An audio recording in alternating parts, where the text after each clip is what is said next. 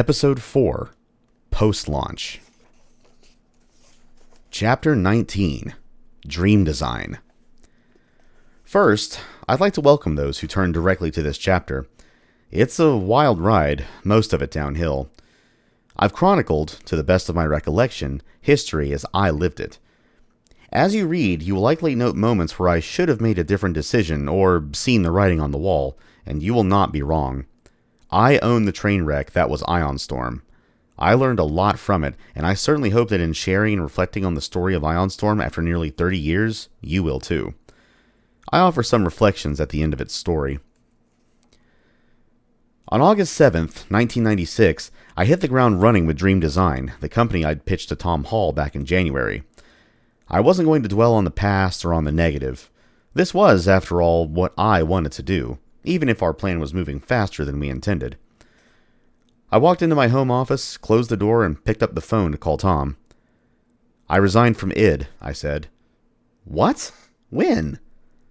I could hear the surprise in his voice. Tom was at work when I called, so I left him at a disadvantage if he wanted to ask more precise questions. He was surrounded by people who didn't know that we were planning to form a new company. Yesterday, I recounted the story of being called into an empty office, of Carmack handing me my resignation letter, and told Tom the things he'd said. For the first time, I was vocalizing what had happened. How Adrian looked particularly sad during the meeting, and what it felt like to go to my desk and pick up the photos of Beth and the boys, my CDs and headphones, and all the random pop culture things that game developers tend to collect on their desks. It's one thing planning to leave. It's quite another actually doing it. All around us, the internet exploded with the news of my resignation, which Carmack and I had independently announced in the most programmery way possible, in .plan files. From me on August 7th, quote, "I'm going to jump on this .plan bandwagon just this once. I have decided to leave id Software and start a new game company with different goals. I won't be taking anyone from id with me." End quote. I didn't want to be dramatic or air any dirty laundry. The day after I posted mine, Carmack wrote, quote, "Romero is now gone from id. There will be no more grandiose statements about our future projects. I can tell you what I am thinking and what I am trying to accomplish, but all I promise is my best effort." End quote.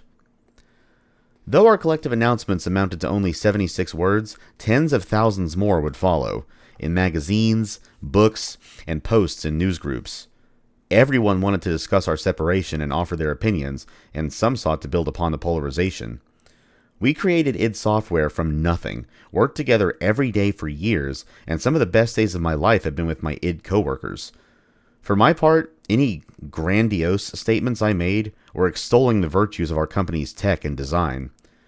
One would hope that someone speaking on behalf of the company would speak positively about current and future projects. I didn't quite understand his sentiment, and obviously the time for discussion had passed. On August 8th, id issued a press release announcing my departure. id Software's John Romero to start new computer gaming company.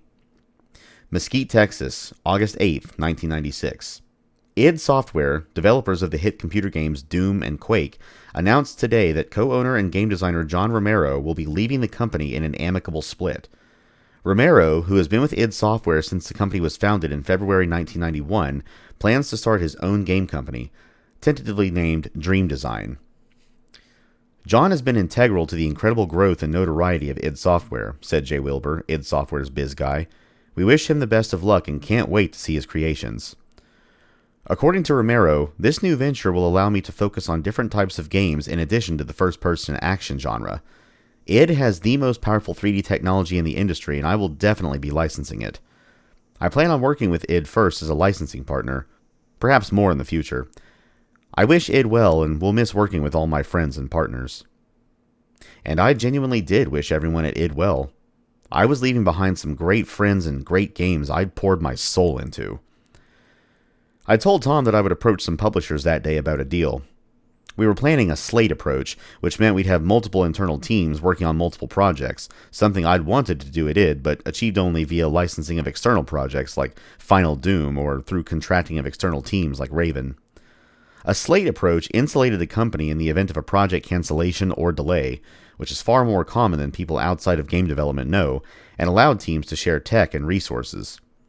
At id, the pseudo-slate approach I'd worked out effectively funded the team throughout Quake's R&D period so that we didn't burn through all the Doom 2 income. For Dream Design, our slate would be 3 games with budgets of $3 million each. Knowing we were bankable having just come off 3 of the biggest games in history, I had also asked for a 40% royalty and rights to the IP we created. I had already talked to Ron Heimovitz at GT on Monday, and I planned to reach out to a couple of other publishers. I believe that having half of id Software's founding team would be a significant draw. At the time, Tom was working on 3D Realms, or at 3D Realms and Apogee on the game that would eventually become Prey. Talking to Tom about his work was like listening to a recording of myself a year earlier, and I could hear the frustration in his voice. The Prey team was building a 3D engine from the ground up with just a few programmers, so the engine was limiting design progress in the same way Quake's engine had. While they waited for the engine, Tom was prototyping Prey levels in QE Radiant, a Quake level editor. Prey would supposedly be able to draw levels in full 3D like Quake, so Tom only used QE Radiant for prototyping, practicing 3D level design, and defining a unique style. We both were excited to hang out again and finally get started on Dream Design, so Tom informed George Broussard and Scott Miller that he would be leaving in 2 weeks. With Prey's engine still in development and the design stalled, Tom leaving did nothing but save George and Scott some money. I told Tom that I'd cover his salary until we got a deal lined up.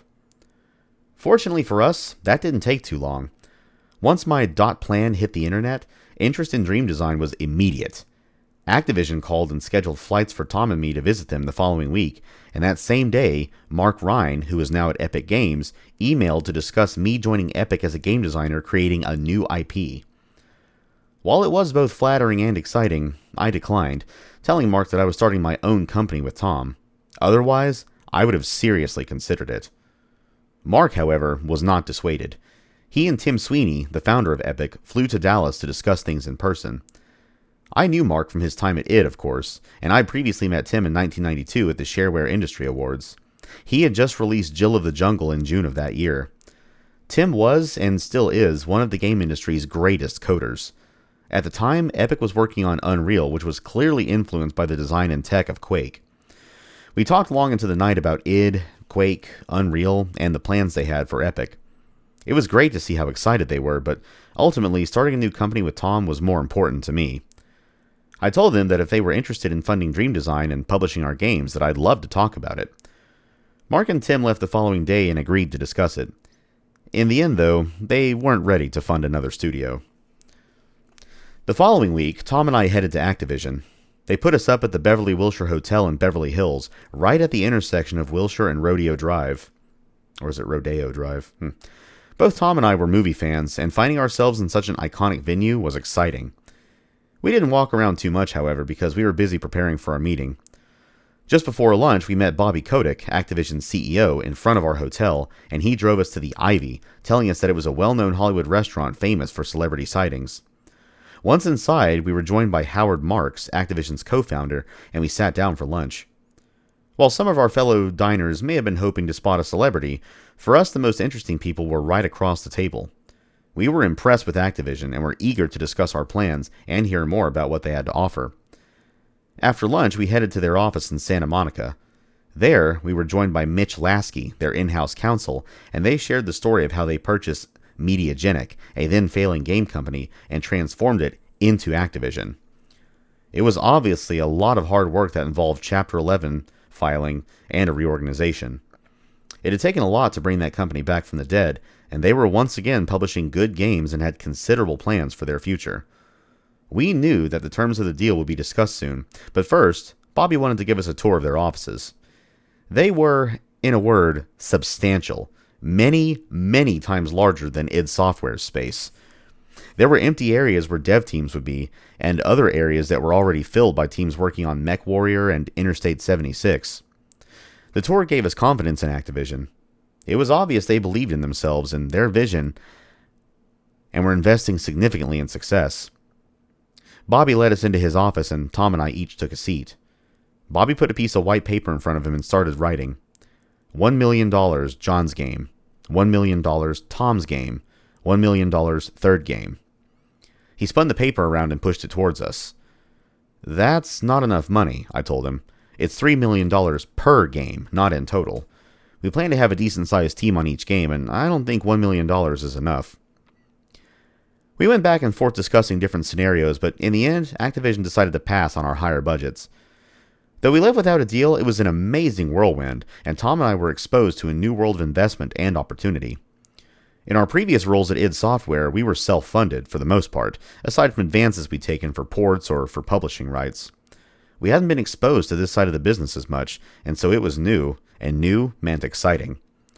We may have been heading back to Dallas with a no, but our spirits were higher than ever. Making sure that our proverbial eggs were in more than just one basket, I sent an email to my contacts at Origin Systems, Virgin Games, Mindscape, and GT Interactive to discuss possible deals. The roadshow continued. On September 1st, I visited the Origin office to talk with one of my game development heroes, Richard Garriott, about publishing our games. Richard was the reason that I had wanted to work at Origin earlier in my career, and I had spent hours and hours exploring the worlds he created. Our paths never crossed when I worked in his company's New Hampshire office, and so I was in full fanboy mode when I met him, and Tom wasn't far behind. It was an incredible moment for me. Your games are so amazing. I played the hell out of them, I told him, fumbling for which of his games I wanted to talk about. In my hand, I held an Ultima 5 shirt and a Sharpie and asked that he would sign it for me. Richard laughed, smiled, and held out a Doom shirt in my direction. Only if you sign this. This was one of those moments that I wish I could summon my younger self to see through my eyes. Richard gave us a tour around Origin's headquarters. It was even bigger than Activision. So big, in fact, that there was a road bisecting the two sides of the campus building, with an enclosed walking bridge joining the two. Art from Origin's games decorated the walls, and I just imagined the treasure trove of stuff they must have had locked away in their archives. We were kids in a candy store. Richard walked us through 6 different development areas where teams were working on games in development, but exactly what those games were was off limits. In Richard's office, I pitched our 3-game plan. Though he looked like he already had a full slate, he promised to follow up with Electronic Arts, or EA, which had purchased Origin Systems in 1992. He was interested, and Tom and I both knew it would be an honor to work with a legend whose career had shaped ours since the beginning. Richard walked us out and we signed the shirts on the trunk of my car just before I drove back towards Dallas. Plans for Dream Design were shaping up nicely. We had numerous irons in the fire and time to contemplate and compare our options. We did need to get a third designer for the 3rd game in our slate, though, and a chance encounter late in September led to that person.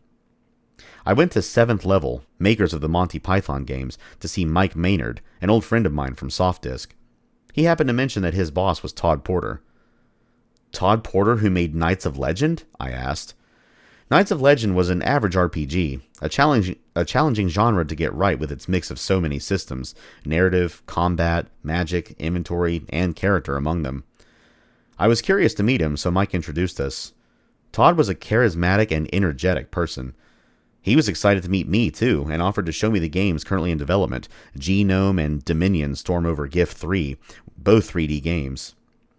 Discussing 7th Level, id, and Dream Design, I was impressed with Todd.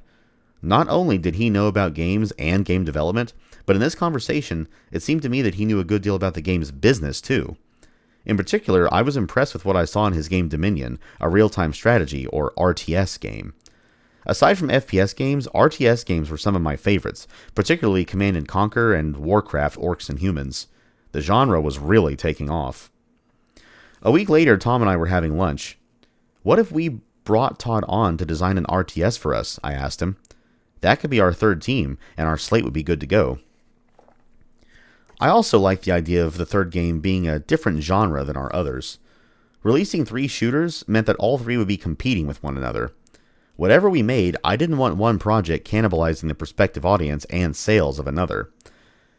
We approached Todd about joining our company, and he was all for it and particularly excited about working on a 3D RTS. Even better, a few days later, Todd approached us about having his art director, Jerry O'Flaherty, join too. Todd was currently working with Jerry on Genome and Dominion. They had a good working relationship, and since we needed an art director, we felt fortunate that he was interested too. Both Todd and Jerry planned to join us later in the year, once we were official. By October, talks were intensifying with our prospective partners, and we hope to get things rolling soon. We met with a couple of other companies, but they didn't feel like a fit for us or what we hoped to do. Some seemed like sinking ships, challenged by the monumental transformations taking place and unable to keep up with the industry's tech and design momentum. In their offices, we saw the struggle of those who were stuck in the 2D era trying to code their way towards a 3D engine without a Carmack or a Sweeney to guide them.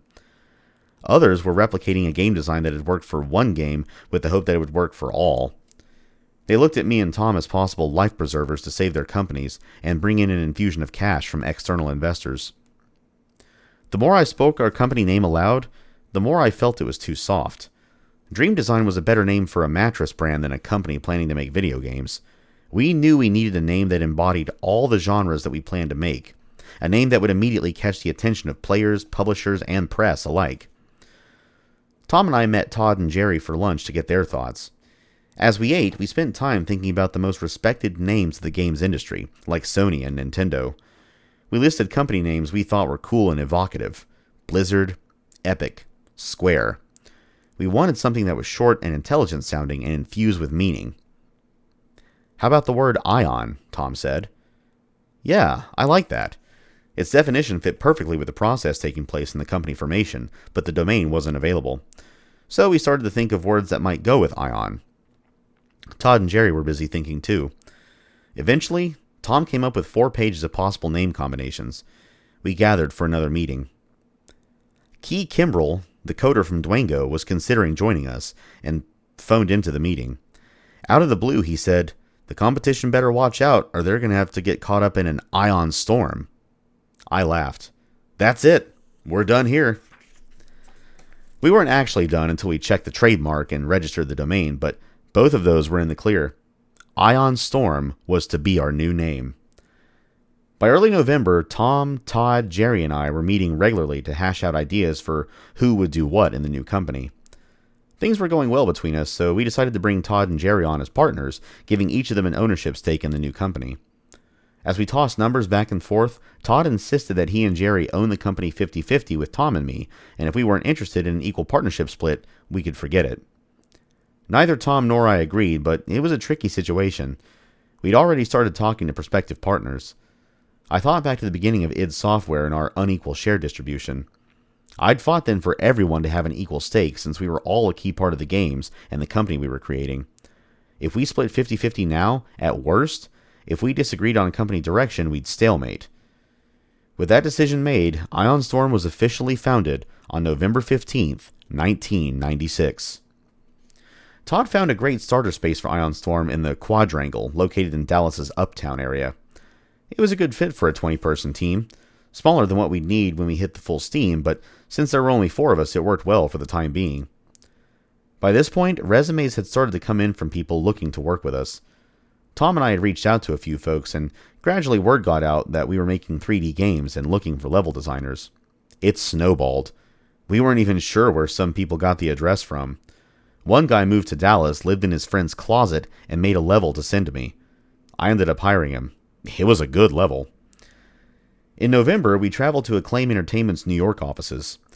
Comparatively speaking, Acclaim's space was as large as Activision's, and they even had a motion capture studio, which, we were informed with a great deal of pride, was an industry first.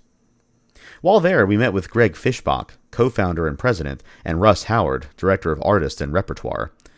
We joined Russ in his office to discuss Acclaim, how they worked as a publisher, and what games they had in the works. In the end, though, neither Tom nor I felt that Acclaim was the right fit for us.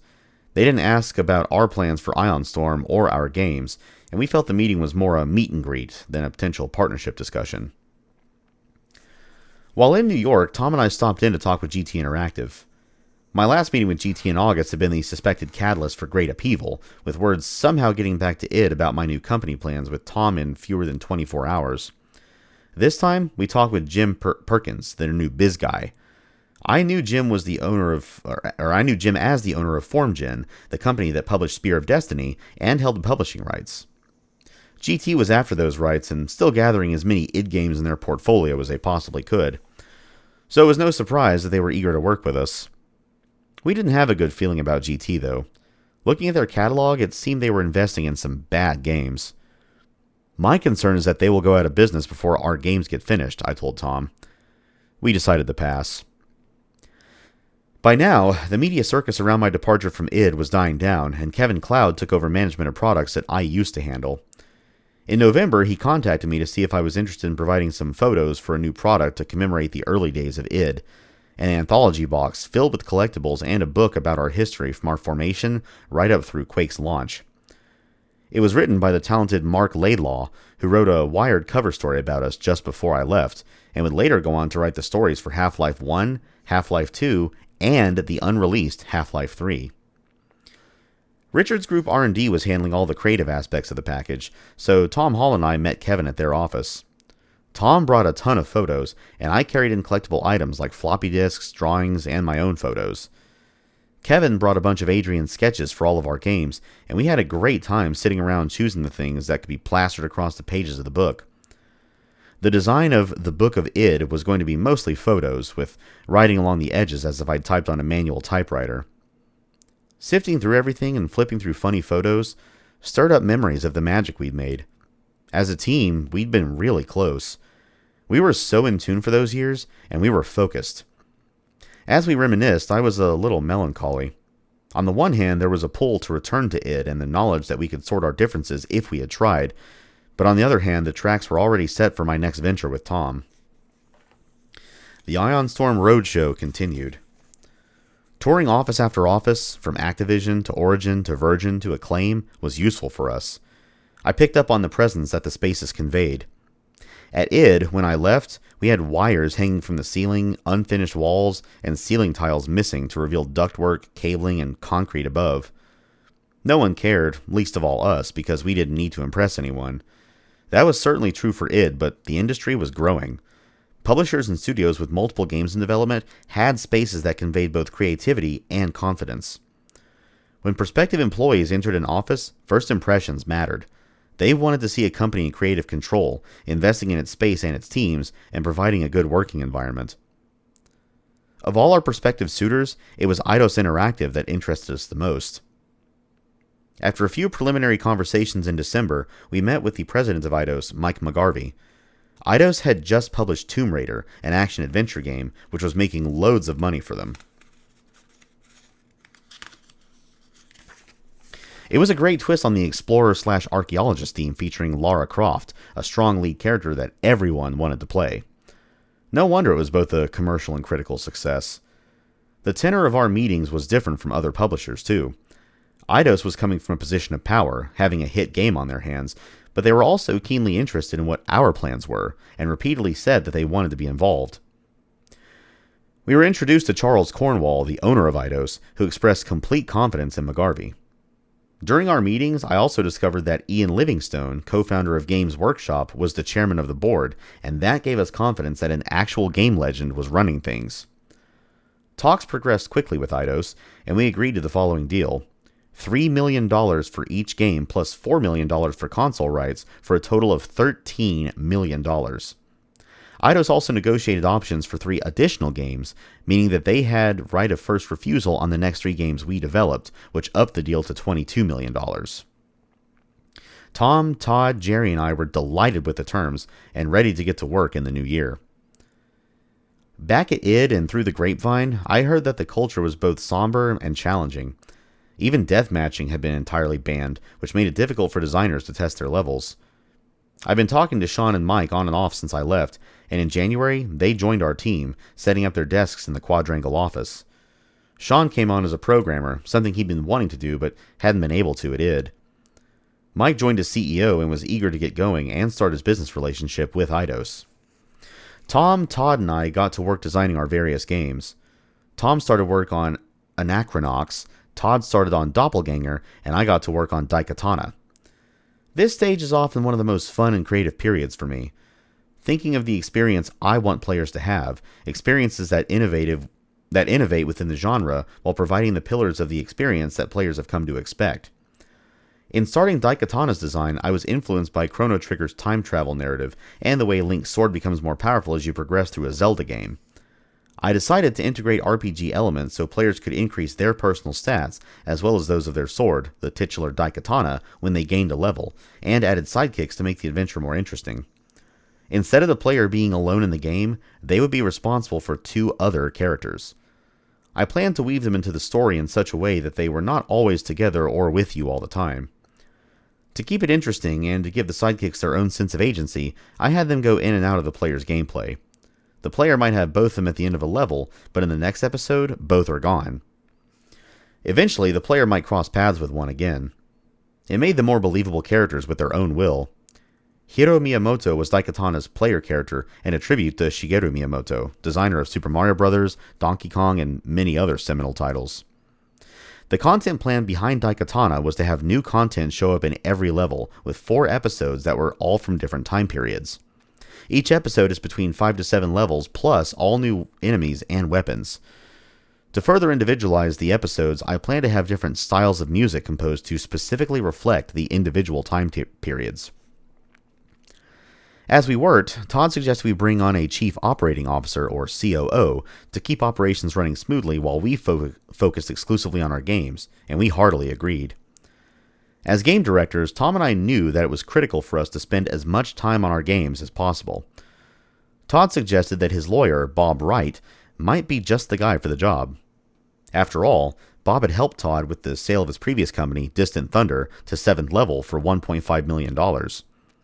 We met with Bob, discussed his background and our corporate plans, and decided to move forward. Eager to work with us, Bob joined Ion Storm near the end of January. In our conversations with him, Bob came across as an experienced businessman, which would be beneficial to the media perception of us as an emerging company. With all 3 games underway, our teams ramping up, and a new CEO and COO on board, Tom, Todd, Jerry, and I were as optimistic as we could be for Ion Storm's future. Chapter 20. Ion Storm. Unbeknownst to us, a small warhead was headed in Ion Storm's direction. 7th level, Todd's previous workplace, sued Ion Storm, alleging Todd and Jerry left the company in a bad position with both Genome and Dominion unfinished. As a part of the suit, I was deposed by 7th level's lawyers. How long had I known Todd? How long had I been planning to bring him on as a partner before he joined the company? Do I know any of 7th level's employees? The questions went on for 3 hours. We weren't worried, though, because we hadn't done anything wrong, and fortunately they dropped the suit. It wasn't a great way to start the year, but we shrugged it off and went back to work on our games. As the highs and lows of January rolled into February, I started looking for people to join my team. "I'm starting work on my new game," was how I started each email. From there, everything was customized and targeted toward level designers or programmers whose work I had played and respected. On the level design side, I started with popular level designers like John Anderson, who made levels for both the Ultimate Doom and Master levels for Doom 2, as well as Matt Hooper, who worked with Hypnotic Software on Scourge of Armagon. I also reached out to Steve Resco, who is a good Quake level designer, making Shadow over Innsmouth, and Sfera Cavernmo, a Doom mapper who worked on Eternal Doom and the Master levels for Doom 2. All 4 joined the team. On the programming side, getting a lead coder was my top priority, and so I hoped Key Kimbrell would join us. I had one concern, though. His boss and founder of Dwango, Bob Huntley. Bob had a good history, and I didn't want to crater his company by approaching his #1 coder. As it turns out, Bob was actually okay with it. The availability of the internet was displacing those using traditional dial-up, and if I took Key, it would save him a lot of money. Key joined the team in February. With critical members of the team starting to fall into place, I targeted a late 1997 completion date for Daikatana. Rather than roll our own, creating a new engine from scratch, we planned to use the Quake engine. The advantage was clear. First, I believed it was still the most advanced engine on the market, and I knew it would be a while before something more advanced came along to take its place. Second, it would relieve the team of the all-tech upheavals that so many companies were facing by creating their own engines. Last, I knew everything there was to know about how it worked, and we could start developing gameplay immediately. I contacted Jay at id, asked about licensing the engine, and got a quick reply, $500K. We agreed. It would have cost far more to develop our own tech, and they sent over a CD with all the source code on it.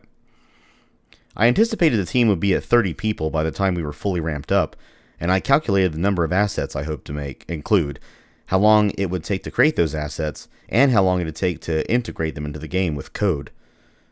I felt confident that with a team of 30 and a finished engine, we could hit my target completion date at the end of 1997. I didn't expect to do any engine modifications, so what was ahead of us was gameplay programming and asset creation.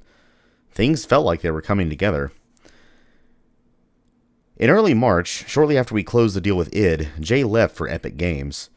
I gathered from Jay what I had heard from others, that the mood had turned somber and dark after I left, and it wasn't fun for him anymore.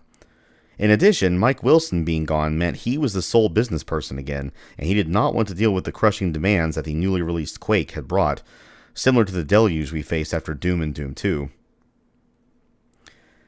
id was not going to hire more people in business, so he had enough of that and quit. I wished Jay well, and I was sure that both Mark Ryan and Tim Sweeney were delighted to have Jay join them. Jay remains at Epic to this day. On my side, there wasn't any gloating over people leaving id. I knew that the company would survive, and as a co-founder, even if I wasn't there, I still wanted to see it succeed. At Ion Storm, we remained both excited and focused. I finished the Daikatana design document and talked over its design with Tom. I felt that it was ambitious, but at the same time, its content roadmap was what I felt the FPS genre needed to mature. While we had deprioritized story in Doom and Quake, as design director, I felt a better story can be told when a game felt like an exciting roller coaster, where the player discovered new content constantly and felt that their actions led to that. As I said to Tom, why am I fighting the same enemy in the last level as I fought in the first level? Why aren't there new enemies throughout the game? Moreover, why wasn't there a narrative design to pair with the game design? I felt that narrative design was an area where FPS games fell behind their peers in other genres. At the time, shooters were still emerging and the graphics arms race was on. Teams were competing to produce the best looking and fastest shooters, with id being the clear frontrunner. Some games, like Duke Nukem 3D, were pushing forward character design. Games like Eidos' own Tomb Raider, while not a shooter, showed how some components of a shooter could be married with narrative and character design to create a richer experience. For Daikatana, since we were using a licensed engine, it was imperative we differentiate in design. As a part of that, I wanted an epic storyline with time travel, fleshed out characters, and many twists and turns. Feeling secure in the design and excited about the narrative's innovative potential, I hoped the industry would take note. While we still had yet to bring on a writer, I figured the story would require a body of assets to carry it, and so I planned for 64 monsters, 24 levels, and 25 weapons. As the game design gelled and the team started to build, Mike Wilson came up with his first marketing plan, a no excuses press tour where we would talk about our promise. If we screw this up, there were no excuses, because we were getting as much money and time as we needed to create the best games we could make. The primary goal was to get us in the media more, to elevate awareness around our new brand and the games we were making. It was a bold move, sure, but Mike had success with bold moves like id's Judgment Day, and we trusted him and his intuition. The No Excuses press tour landed us in some major magazines, including Time and Newsweek, later in the year. Seeing ourselves in their pages, Tom and I felt the first pangs of concern. The June 23, 1997 Time article proclaimed, quote, "Everything game designer John Romero touches turns to gore, and to gold," end quote. It covered my history with id, our breakup, and touted all the things we thought would be great about Daikatana. "It's way too early for this," I said. Tom looked up from Time and nodded. "Yeah. I need to focus on making the game." While we felt confident in our designs, and we had strong track records, there were 1,000 ways for things to go wrong in the execution. Beyond that, companies close, relationships crumble, health fails. Coders at our core, we knew there were far too many variables to be flying our flag so high. Looking at the magazine open in front of Tom, I added, "I can't believe I wore fucking shorts. Stupid." The hype train was just warming up as we headed into April. In another attempt to build awareness for the company and embrace the hard-edged nature of first-person shooters, Mike thought we needed to make a huge statement before the Electronic Entertainment Expo, better known as E3. The Expo was the C and B scene event of the game industry calendar, with companies setting up booths to show off their current games and to announce their upcoming releases. GT Interactive had a huge Quake booth in 1996, the year after the show first started. E3 was closed to the public and open only to members of the press and industry, and it drew tens of thousands of attendees to the Los Angeles Convention Center each year. Mike contacted Richard's group R&D, the same group that worked on id's advertising, and we were fortunate enough to land Sasha Shore, the ad executive who created the Quake packaging, font, and logo. Mike was thrilled at the advertisement she created. I suspect readers already know what the advertisement was. John Romero is about to make you his bitch. Suck it down. Mike brought the ad to me. It was evident that he was hyped by what he saw. I looked at the ad, blinked, and leaned back in my chair. I laughed, a weird, uncomfortable laugh. I mean, that's not something I would say if that's what you're getting at. You say all kinds of shit when you're deathmatching, he replied. But I wouldn't say that. I don't think people reading the ad will think it's cool or funny. It's insulting and makes me sound like an asshole. I wouldn't say that. Don't be a pussy, Mike said. It's my name on the ad. I scrolled back through Mike's advertising campaigns in my head. He thought outside the proverbial box, and I had to admit that his efforts got results. I wouldn't say something like that, I repeated. The look on Mike's face said only one thing. It's fucking awesome. I begrudgingly agreed. Okay, marketing is your job, so I guess I'll let you do it. Mike left the office ecstatic. As the bitch ad made its way towards publication, more buzz about Ion Storm appeared in Computer Gaming World, then the #1 publication for the game industry, the Wall Street Journal, and Fortune. Time put me in the magazine again and named me one of the 50 cyber elite. Fortune called Ion Storm one of the country's 25 cool companies. On the one hand, it was great to see that people had such interest. It certainly helped with our recruiting for prospective team members. On the other hand, Tom and I felt it was too much, too soon. We should be making games, not press, especially since the no excuses line had been drawn in the sand. We'd already had plenty enough time in the spotlight. Not everyone, it seemed, felt that way. Todd wanted to be promoted in ads too, so he asked Mike how that could happen. Mike contacted our PR firm, TSI Communications, and they workshopped a few ideas before landing on a series of image ads of the Ion Storm top-level team, Mike, Bob, and us 4 founders. The image ads looked like film strips with 3 to 4 photos of us on each strip. Seeing the proofs, I felt it was ridiculous and said so. Why are we doing this? We're not advertising our games. It just looks pretentious. Others pushed back. It's new. Don't worry about it. No one's done it before, and it's cool. It was new, and no one had done it before, that was true. But was it necessary? An argument was made that Tom and I were so closely associated with id that we needed to establish our own brand as a company, and, as I understood it, Todd didn't want Ion Storm to be known as just John and Tom's company. I didn't buy that. I think the game is the brand, and if the game does well, people will know about the people behind the game, I said. As founders, our goals were split. Tom and I were not comfortable with Todd's apparent vision of what we needed to be focusing on at the start, particularly the image ads. All the hype in such high-profile places created more pressure for us than pleasure. I thought about the EA We See Farther advertisement from 1983, which featured 8 game developers who created games published by EA. To me, that ad was an exception. The ad was selling EA as a company in an attempt to lure other software artists to join them. That made sense. This? Less so. We believed press and players were interested in the games we were developing, and so returned to that as our focus. In April, we announced via press release that Tom Hall was working on his new game, Acknowledgments. It began, quote, Ion Storm isn't just playing around, end quote. The press loved it, but news of the company itself was still center stage. Ken Brown at Computer Gaming World called Ion, quote, the most exciting new company in computer gaming, end quote. And then the bitch ad dropped. It was like a needle being scratched across a record. The reaction was swift and visceral. Entire armies of online fans pivoted into righteously angry mobs, type shouting, who the fuck does John Romero think he is? Game developers who once respected me turned away. Pissed off op-ed pieces appeared on fan sites and forums. The ad hit as far off marketing's mark as possible. I felt terrible, of course, but there was no coming back from it. No amount of, yes, that was a dumb idea, and we shouldn't have done that was going to save it. I'll share some reflections on this later. In spite of the swirling bitch ad mayhem, we pushed forward with hiring for our 3 teams. I plan to staff mine mostly from the mod community. At this point, I already had 3 modders on the team, and I was on the lookout for even more. I knew the mod community was passionate about making levels. After all, they made levels for free for the pure pleasure of it.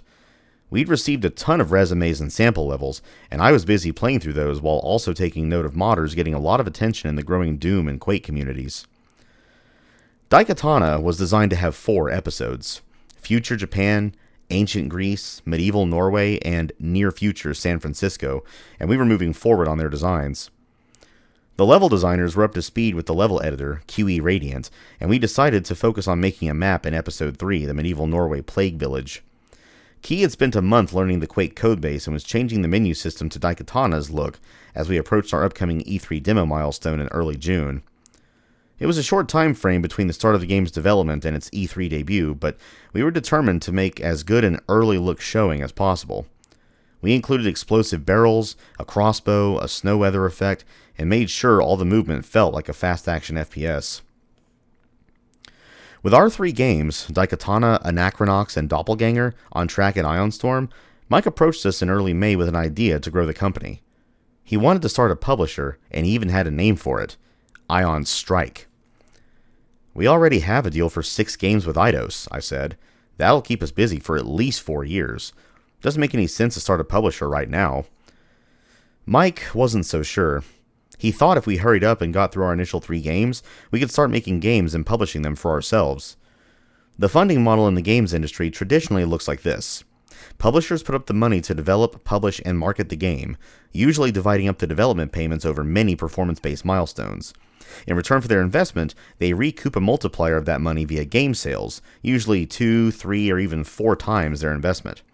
Once that's recouped, developers start seeing royalties on sales. From a financial standpoint, publishers take the lion's share of the risk, and due to this, also take the lion's share of the revenue. Regardless of the perceived potential upside, we didn't have the means, money, or manpower to start a publisher at the time. Publishers also had active accounts with all the big box retail and distribution companies, something that was critical back in the mid-1990s before there was widely available digital distribution on platforms like Steam. I appreciated his initiative, but it wasn't something we could do. It just didn't feel like a cool move to create our own publisher to compete with a publisher that had just committed $22 million to our development studio. It wasn't a decision we could dwell on because we were all hands on deck for our first trip to E3 to show off Daikatana. There was no way to overstate the spectacle of E3. Every major publisher has a booth set up, each with banks of monitors showing off the latest games. The audioscape is sometimes deafening, with multiple games competing for attention across expansive aisles. Company representatives are handing out t-shirts, headbands, posters, and press kits, while meeting rooms are available to give hands-on private demos to select media. While the show floor is open during working hours, the dinner meetings, post-dinner meetings, and the after-hours networking go on late into the night. Mike had arranged for us to have a massive Daikatana booth, funded by Eidos, but ours alone. The booth was constructed of an open metal frame with a large gray and auburn wall behind it. Multiple machines allowed people a chance for hands-on play, and TV monitors were hung high so others could watch. There were even character standees in the booth for people to pose next to and get their picture taken with. After 3 months of work using the Quake engine, we were happy to give people their first look at Daikatana, albeit one without any monsters, just a snow level with weapons and barrel explosions working. The goal was to let the press see that we were in active development and give them a feel for the environmental design of the game and to discuss plans for its overall game design. By the standards of any other game, showing off Daikatana at this early state was highly unusual, but we had also been open about the start of its development, and our marketing had been aggressive in getting knowledge of our company and games out there. During a break, I took a tour of the show floor, looking at games that were on display from other companies. I was, of course, particularly curious to see what id was showing and head over to their booth. Even from 10 feet away, I could see that something different was on the screen, and everything else faded into the background. It was Quake 2. It looked amazing. Next level amazing. After a year of development, Quake 2 featured colored lights and showed off 3D acceleration. Comparatively speaking, Daikatana looked bad in software rendered mode. There is no way I can release Daikatana in 1997 with Quake tech, I thought. It would look ancient in comparison. I decided right then to delay it so that I could use the Quake 2 engine. Obviously, I'd have to talk with it about it, but no matter what, Daikatana couldn't go out the door looking like it was from the last tech century. I complimented Kevin on the engine improvements, told him I was blown away, and that I'd follow up about the license after. The show continued. There were a lot of interviews, and I saw lots of other games, but for me, E3 was really about Quake 2. It's as if I had seen only one game and talked to only one person. Our teams were growing, and we needed to get a bigger office space than our current 20-person box in the quadrangle. Mike was out searching for spaces, and in late June, told us he'd found a perfect spot for our growing company, the 54th and 55th floors of the Chase Tower. Seeing the space was breathtaking.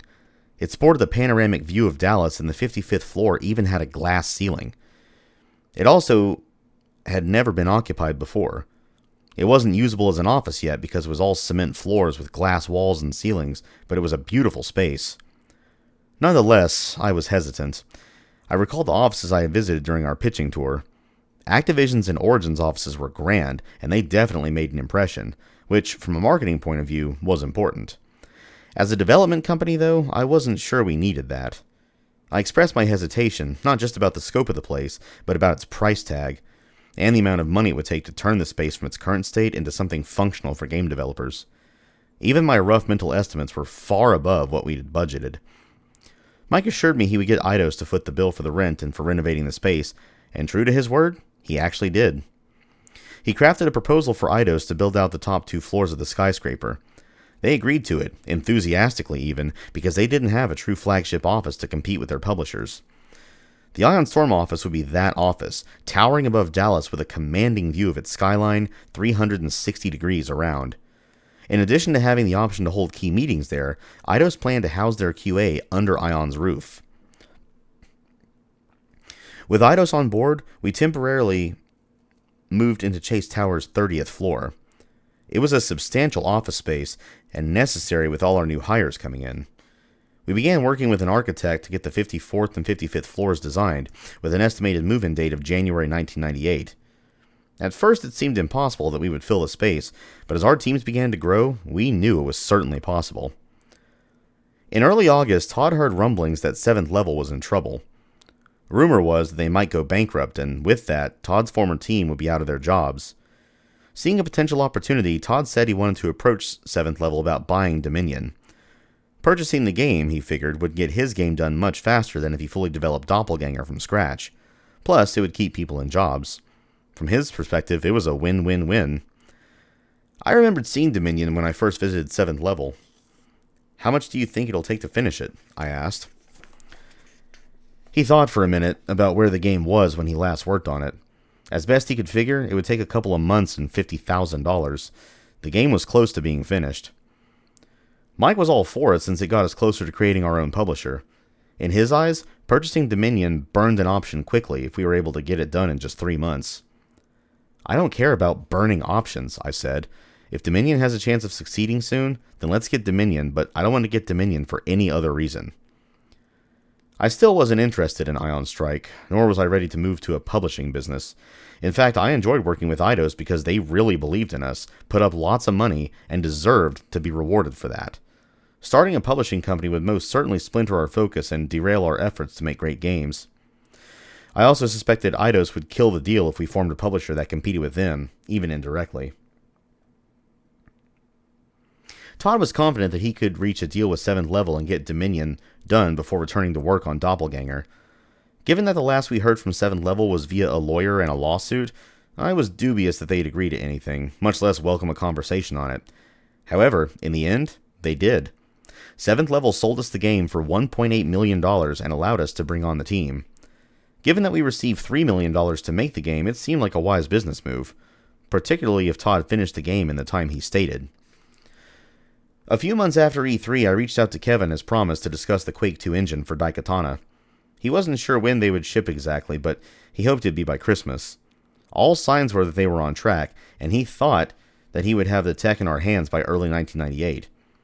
It was ironic to once again be waiting for Quake, albeit Quake 2, but the wait was going to be more than worth it. In the meantime, the Daikatana level designers were working in the Quake engine to build out the levels. Once we got Quake 2's source, we would move the levels over into its editor and adjust the levels to show off the new lighting. It would be a bit more work, but we certainly weren't blocked. We were already seeing the improved lighting in our imaginations. During this time, Jeff Wand, an artist on the team, got word from a friend of his that the entire Austin office at Looking Glass Studios had been cut loose. That friend had been an artist there. I'd long been familiar with Looking Glass, of course, which was co-founded by Paul Neurath. Years earlier, I had a chance to co-found a company with Paul when both of us were at Origin. He left to start his own studio, Blue Sky Productions, and I left to start mine. In the years since, Blue Sky Productions had flourished, and their early game, Ultima Underworld, had become a landmark game for RPG players. Ultima Underworld brought the studio a lot of success and renown. Warren Spector, a longtime producer at Origin Systems who worked on everything from Ultima to the Wing Commander series, had left Origin to join Paul at Blue Sky Productions. Eventually, the company merged with another, and its name became Looking Glass Studios, but Warren continued doing what Warren does, making great games. He produced System Shock, which launched in 1994, and became general manager of Looking Glass Austin. In spite of its successes, however, Looking Glass was falling on hard times, and the studio was cutting Warren and his team loose. I knew Warren and knew of his reputation. I wasn't exactly sure how he got great things done, but I did know that when he was at the helm, games turned out great.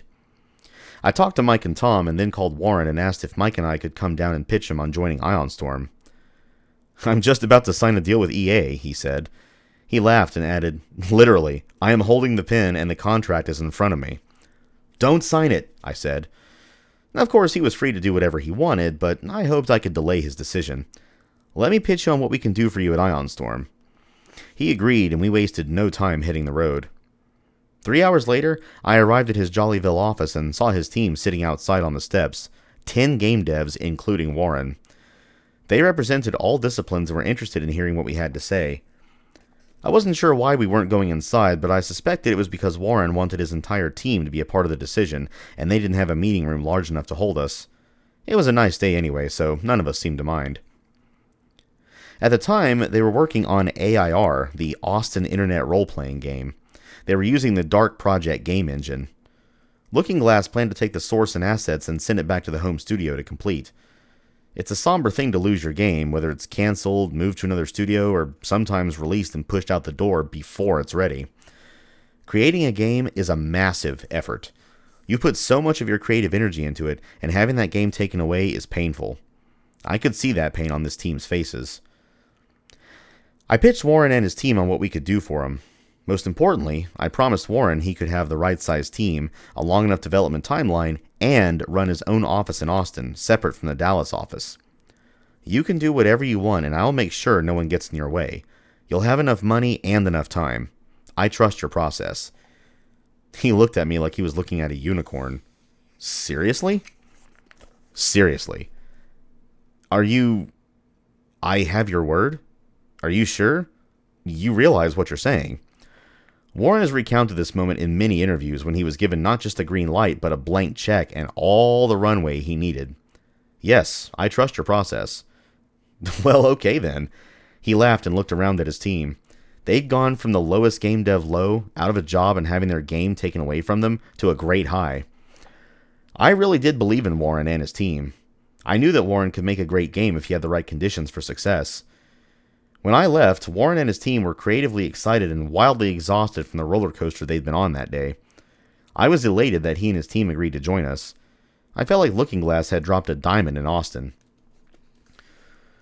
Shortly thereafter, Mike headed to the UK for a trade show and, while there, met up with the Eidos execs to lay out our current development plan and trajectory. Eidos had signed us to 3 games with options on an additional 3. In doing so, their expectation was that we would work on 3 games, and as one neared completion, we would pitch another until our 6 games were finished. Daikatana, Dominion, and Anachronox were currently in development. Warren's team at Ion Austin was now working on Deus Ex, then called Shooter Majestic Revelations. Doppelganger was also still in development, though. It was put on pause so Todd could finish Dominion. The last game on the second slate of 3 was Daikatana 2. According to Masters of Doom, Mike told Eidos, "Here they are, take them or leave them."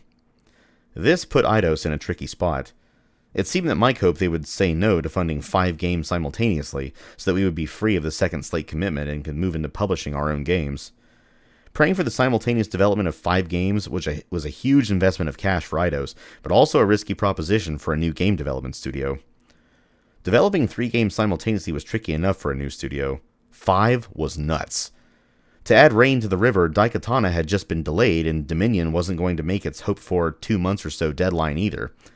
Yet, if Eidos passed on any game, we were free of that option. Eidos was backed into a corner.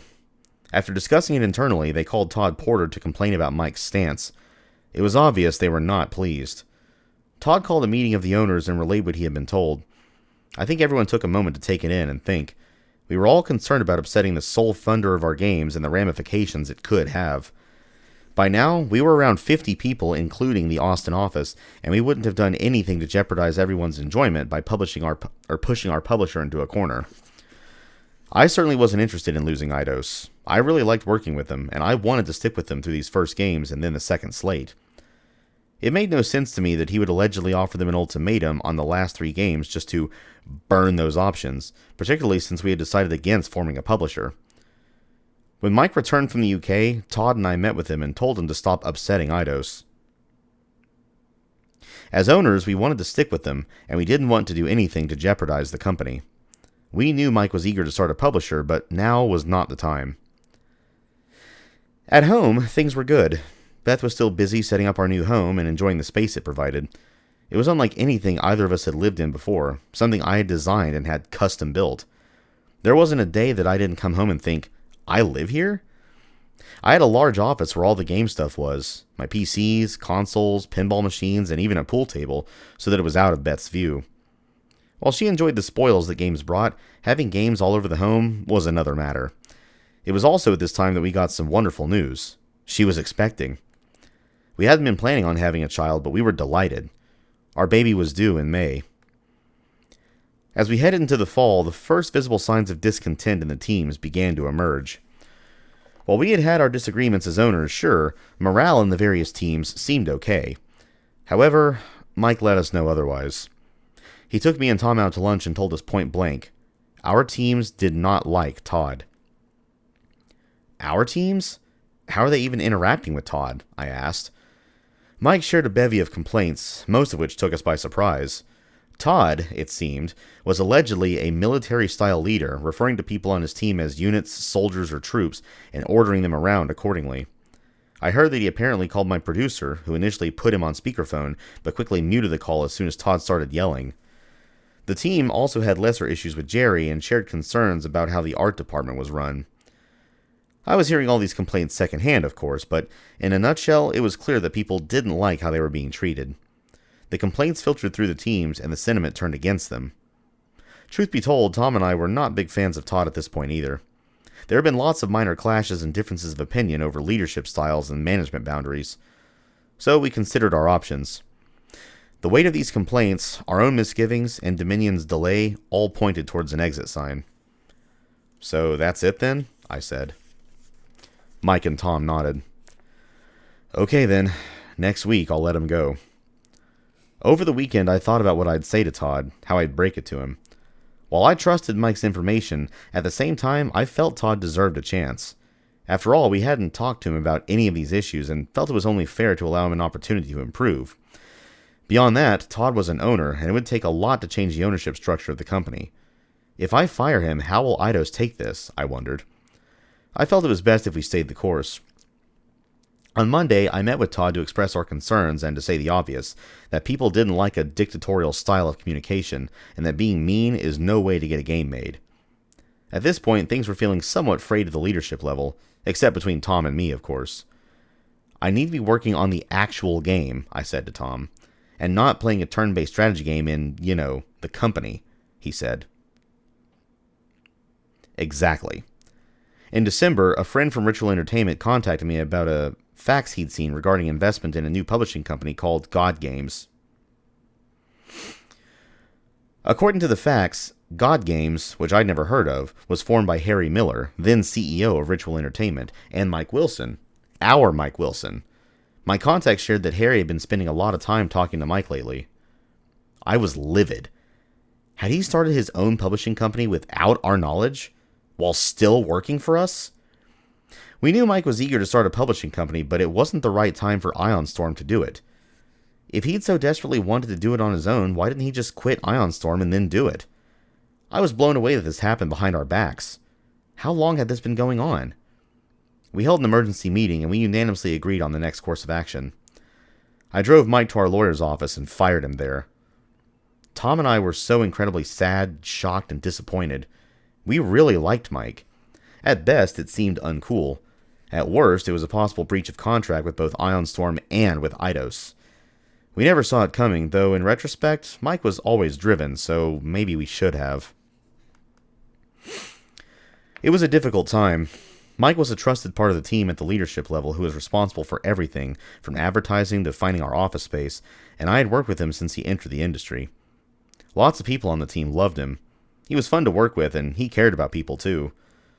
Obviously, in wanting to start a publisher, Mike was determined and knew what he was after. Years later, he would have massive success with Devolver Digital, a publisher that provides a platform for many independent game developers.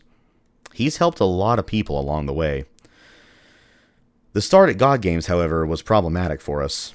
When we broke news of his departure to Eidos, not surprisingly, they were relieved. Mike and IonStorm issued a joint press release in which he discussed his excitement, and I wished the best for him in his new role. Quake 2 launched on December 9th, 1997. What I'd seen at E3 was still mesmerizing me, and I couldn't wait to get the game installed and check it out in action. I spent hours exploring its levels and cataloging the differences between Quake 2 and its predecessor. All of these were things I needed to consider for Daikatana. I contacted Kevin to congratulate him on the launch and on the incredible reception. It was all anyone was talking about online, and even at IonStorm. I could tell that Kevin was pleased, and by extension, everyone at id. It felt odd to see a series that I had co-created going on without me, sure, but it also felt fantastic to see it going on. There are other ways any of these games could have gone, and I'd rather someone be advancing Wolfenstein, Doom, and Quake than leave them sitting on a repo to collect dust. The id team had done a fantastic job with Quake 2, and I was sure that Carmack was pleased with how it turned out. I couldn't help but wonder what his next innovation would be. True to id's pattern, they released a game, then a sequel, and then Carmack started work on a new engine. This would be the first time that I wouldn't be there on day one. Kevin let me know that id would provide us with the Quake 2 source early in the new year, so I talked it over with them before we broke for the holidays. To my surprise, the team didn't like the idea of switching engines. They were worried about losing progress and the amount of things that would need to be changed to work in the new engine. I understood their concerns. No one likes to redo work again and again, but I explained my reasoning. Daikatana is using last-gen technology. If we don't switch engines, it will look ancient in comparison, and Quake 2 is what everyone will be comparing it to. This gives us a huge advantage. I demoed the games next to one another. Looking at Quake 2 next to Daikatana, the team understood why it was critical to switch engines and got on board. We made plans for how we might move our existing game over to the new technology. As 1997 wound to a close, everyone was ready for a break. The year had been a challenging one, between the inter-company squabbles, the teams not liking their leadership, and most of all, Mike leaving. In all the twists and turns of the year, there was a bright spot, of course. IonStorm Austin. Warren and his team had begun work on the game that would become Deus Ex. I could not wait to enjoy some time with the boys, my family, and some games. By now, Michael and Steven were 9 and 8, respectively, and we enjoyed playing games together, particularly F-Zero, Super Mario World, and Street Fighter II. They looked forward to welcoming their new baby sister, Lilia. My mom and stepdad visited from California, and I had a blast showing my mom around the local hotspots, and we treated her to a shopping trip. I wish she would have really treated herself, but my mother is, above all things, practical, and so even at my insistence to the contrary, all she got herself was a new pair of shoes. Closing the door in 1997 was a necessary transition. We were looking forward to the new year and the things that it had in store for us as a company. In January, we moved into the top floors of Chase Tower. The build-out cost Eidos $2.5 million. It was an incredible space, 22,000 square feet across the 2 floors. Designed by a well-known firm, it had arcade machines, a pool table, a ping-pong table, a full THX movie theater, a locker room and shower, a motion capture stage, and model display cases. The floors in the lobby were custom inset terrazzo. While it was far more elaborate than I expected it to be, it wasn't too far from other flagship spaces I'd toured. Still, walking through the doors for the first time, I felt incredibly anxious, the same way I felt when I first drove my Testarossa. I was worried that I had to be not just successful, but hugely successful to pay off the renovations on top of all the other money we were spending on products and development. Even though Eidos agreed to fund the space, it was reasonable to assume that they would want a return on that investment from IonStorm, currently the sole tenant. Watching the team walk in, the concerns momentarily faded. Everyone was smiling as they passed through the doors. It was genuinely a beautiful space, a space you'd feel good about working in. Everyone moved in with their boxes of figurines, picture frames, and memorabilia. My team was on the 55th floor on the north side. The Anachronox team took up the south side. The Dominion team was on the 54th floor's northeast corner. The first few days were a honeymoon, of sorts, with everyone eagerly checking out the space, playing pool, and taking in the incredible views of the Dallas skyline, especially at night. Unfortunately, it became apparent almost immediately that the space had not been designed to suit a technology company. I can't see what's on the screen. An artist on the 55th floor pointed at his monitor. The sun blazed through the glass roof. Whatever was on his screen was washed out. I can't work like this, he said. He was right. I couldn't believe that in all the details of designing the space, from the pool table to the theater, this had been overlooked. Sure, the design firm had crafted canopies over the tops of desks, but the canopies didn't do the job. We contacted them and they arranged for huge blinds to be installed along the entire glass ceiling of the office. Even these weren't opaque enough, and so the space was still bright. The blinds had cost a fortune, however, and Eidos was done paying for solutions. We had to figure out what to do with what we had, and that meant, at least in the short term, getting felt to cover the cubes of people affected by the light. Sadly, this became the long-term solution. What was once a state-of-the-art flagship office was now, at least in part, a tent city. With Mike gone, we appointed Todd CEO. Dominion was by now complete and on its way through the process of duplication and distribution. It wasn't a decision of opportunity as much as it was a decision of necessity. More than anything, I needed to focus on Daikatana, and Tom needed to focus on Anachronox, not on running the company.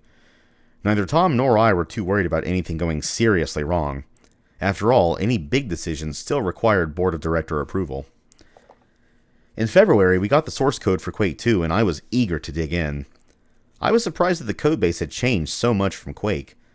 I knew there were some changes to lighting and rendering, but the changes to its core tech ran deeper than that. The programmers got it compiling on their PCs, and once everyone had a look at it, we gathered to plan for our tech and art transition from Quake to Quake 2. Before I could say it myself, Key spoke up. He'd been working on Daikatana as its lead programmer since the beginning and had spent months learning the Quake codebase. It's massively different, he said. It's going to be a lot of work. We itemized the work in a spreadsheet to quantify massively. Clearly, this was a sign that the project wasn't going out the door as quickly as we'd hoped. There was no such thing as a simple conversion from one engine to another, and this was to be my first hard lesson. Still, as a team, we knew we had to do it, or risk having Daikatana look like the game version of Steve Buscemi in 30 Rock saying, "How do you do, fellow kids?" So, we stuck to that plan. We discussed the challenge and problem with Eidos, and they were supportive. We converted our original budget of $3 million per game to a run rate model that came in at $1.2 million per month and covered all 100 employees working across our various games. This allowed us more flexibility in our budget to get the games across the line. In spite of the hiccups, there were signs that things were going well in other areas, and we were close to releasing our first game, Dominion: Storm Over Gift 3. When Todd originally pitched us on acquiring the game, I recall he was sure it would sell 500,000 units. Its combination of science fiction and military themes was popular among gamers, and he was confident that he could pull off a hit game, or at least a good one. I didn't have a reason to doubt him, not then anyway, and builds of the game seemed promising. If anything, I felt we were fortunate to get the game for $1.8 million, particularly considering that Eidos had given us $3 million to make it. The delays took their toll, however, not just on the game itself, but on its ballooned budget and its release date, May 31st, 1998. The new release date meant it would launch 2 months after StarCraft, which was advertising a March 31st, 1998 launch date. That concerned us. StarCraft by Blizzard Entertainment looked fantastic in every preview, and they had a history of greatness. After all, Diablo and Warcraft had owned their genres. Todd and his team continued to work toward their gold master. Meanwhile, Tom was filling out his Anachronox team with programmers, artists, and designers, some of whom were shared between my team and his. His team had a chill vibe because Tom himself is a laid-back guy, something his team loved about him as a leader. Progress on Anachronox was steady. Warren and his team had finally outgrown the office I'd seen when I pitched him and had moved into a much bigger space elsewhere in Austin. He even added a reception area like we had in the Dallas office. I visited soon after Warren's team settled in, and I got to meet his latest hire, lead designer Harvey Smith, who had just come off the game Fireteam. Harvey seemed like a confident, intelligent, and experienced designer. I was happy Warren did such a great job at hiring. His team was learning the Unreal Engine technology while building out Deus Ex. It's around this time that I received an email from an old colleague and friend, Ben Goki. He was still at Raven, and he let me know that the Heretic Hexen team wanted to leave and make games together. Once I left id, the control of the team at Raven was out of id's hands, and the various members were split apart and spread out onto 3 different teams at Raven. The reasoning, Ben told me, was that they made winning games, and if they put some of that win onto every team, they might get 3 winning games out of it. However, that magic was in the original group itself.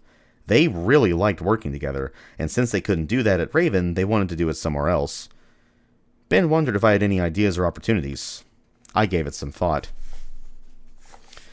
The opportunity to secure a proven, experienced team for a future project seemed too good to pass up. I talked with Eidos, and we agreed to get started on a prototype for Daikatana 2, hoping at some point we might have another game for them to start on, or an in-house dev team for them to support. The startup costs were $250K, and I arranged it. With that in place, they were able to leave Raven and form Human Head Studios.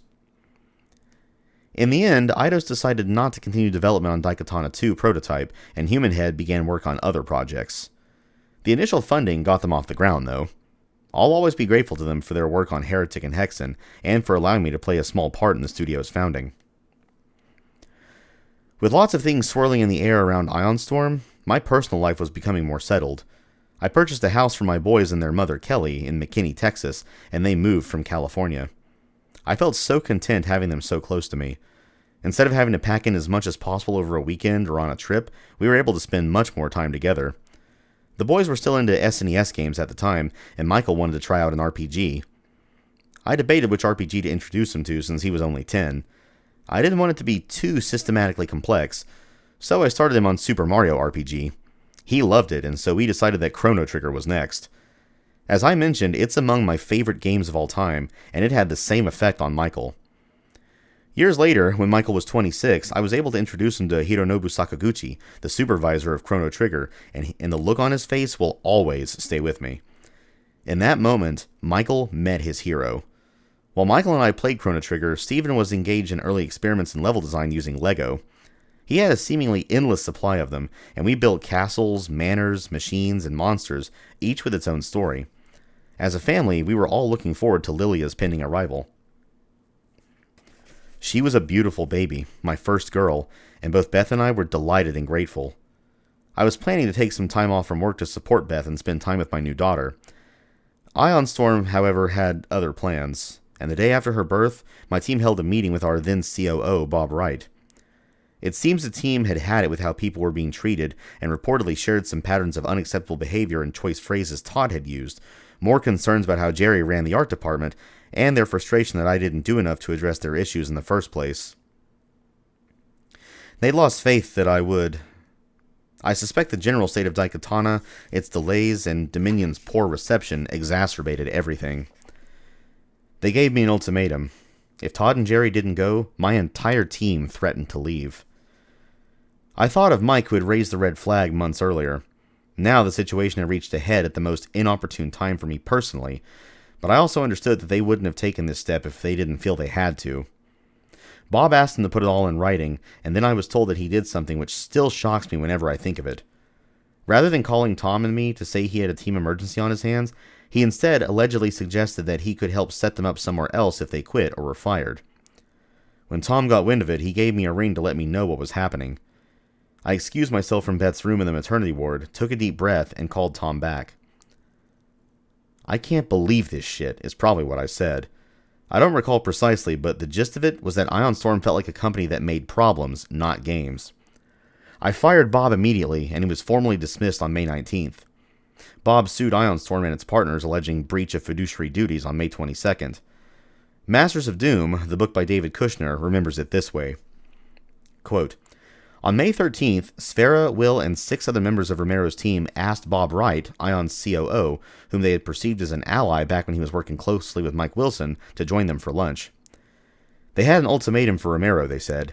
Todd and Jerry had to go or they would walk out the door. Bob urged them to put their complaints in writing.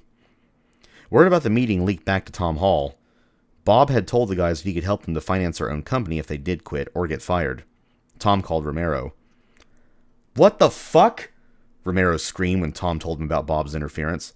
"That's it. Bob fucked with my team. He's gone." Bob was fired the next week. End quote. The weight of the corporate struggles was taking its toll. I heard plenty of game dev war stories by this point in my career, but I had a strong feeling that Ion Storm was setting a new low. We had a caustic environment on our hands, and we needed to protect the teams, but as equal owners, we couldn't just show Todd the door. Tom and I didn't have the shares to vote him out. Our ownership was 50% to Todd and Jerry's 50%, and the company couldn't afford to buy Todd out either. Tom and I realized that we'd made a critical mistake in handing over 50% ownership to Todd and Jerry. So we tried an approach that had yet to succeed. We talked to both Todd and Jerry, more sternly this time, and told Todd to fucking cool it. The situation was causing a lot of damage. I came into my office the next day and met with my team. They were so pissed and frustrated. They wanted something done, and I explained that we were going to do everything we could, but that pledge, as I'd soon see, wasn't really enough. As game modders and developers, their reasonable expectation was that they would spend their day making games, not hearing an owner yelling at their teammates. The Anachronox team started keeping to themselves more, keeping their heads down, trying to just stay out of the firing lines.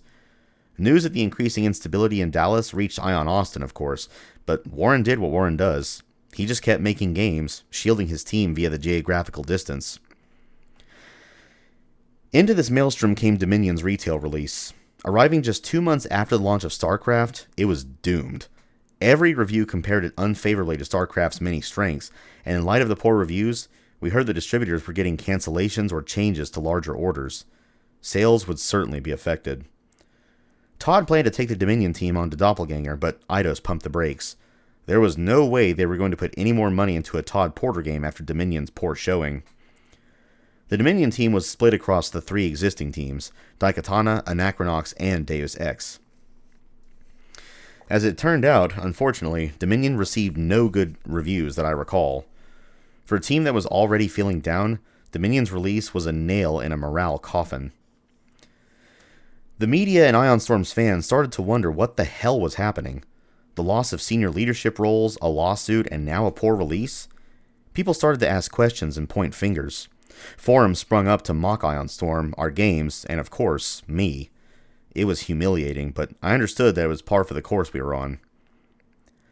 Later that month, the Ion founders met with Eidos to see if they were interested in purchasing a part of the company. In spite of our challenges and rocky first release, Eidos held out hope for our future games.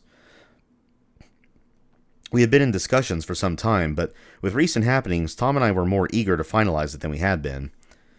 By now, Ion Storm had spent $15 million in development across all of our games. As is normal in the industry, we would have to recoup a multiple of the $15 million development budget in sales before we would see any royalties. We discussed a deal to give Eidos 19% of the company in exchange for forgiving the $15 million development costs. Eidos pushed back, wanting majority control. Obviously, we'd see no money from the deal either way, and it would dilute each owner equally, but it would put the company on better footing. Talks advanced, but in the end, Eidos decided to stay the current course. Before long, news of the potential deal, as well as its collapse, leaked to the press. Todd took it upon himself to talk to IT and to trace people's email activity to see who was talking. "You already got everyone on edge. That's not going to help," I said. "And it's an invasion of privacy," Tom added. "I don't think that's cool." Todd insisted that it was well within our rights to search people's work email, and he insisted, wasn't the leak of invasion of our privacy? "Come on, no one's going to send a leak from their work email," I said. "We employ intelligent people. What's done is done. Declaring martial law isn't going to make anything better." After the leak, the press could smell blood in the water. It was to be the beginning of a long and storied bad news cycle. Dominion's failure and Doppelganger's cancellation were newsworthy tidbits, and various outlets began openly wondering where the much-hyped Daikatana was, predicting its demise as well. Internally, some employees, disgruntled at the general state of affairs and unable to solve institutional problems the normal way, they had brought them to us in management multiple times by now, started to feed the flames. Dallas was such a small scene and mostly a first-person shooter scene, so news traveled quickly through the whisper networks. People were leaving regularly, and I had to fire a senior member of my team who stopped making progress and seemingly spent his days tossing cans over his partition wall and into the space between it and the glass window. Eventually, he filled the entire space. It turned out he had started the company on the side months earlier and was spending most of his time working on that. Each loss hit the team hard, as it always does, and it hit me too, because he was a friend, but he left me no choice. Tom and I felt like we were in free fall, having gone over the edge of a cliff many months ago, an edge that we somehow didn't see. I see plenty in hindsight. Our only choice was to keep our eyes open for a branch to grab on, or for a safe landing spot for the team in the games. I would have killed for a reload from your last checkpoint option. We knew what we needed to do, work on our games and address the team's demand to get certain individuals out of the company, but we were not able to vote them out or pay them off, not at the current company valuation anyway. It felt like an all-around no-win situation. We believed then that bringing our concerns before Eidos risked getting everything cancelled, so we decided not to do it. What I wish I could do at this point in the story is to begin the redemption arc and tell you how we found a solution and pulled victory from the jaws of defeat. I want to tell a story that's inspiring, a story where people banded together and saved a company. But Ion Storm's road leads nowhere but downhill. I learned a lot from it, and I will share some reflections in the coming pages. At this point, though, let me just say that a lot of great people passed through Ion's doors. For many, it was their first job, and eventually 2 great games would launch. As for me, failure, especially public failure, brings with it a few gifts. The first of these is resilience. Though this period of my life was exceedingly difficult, it taught me that I can get through anything, and that my friendship and recurring partnership with Tom Hall is bulletproof.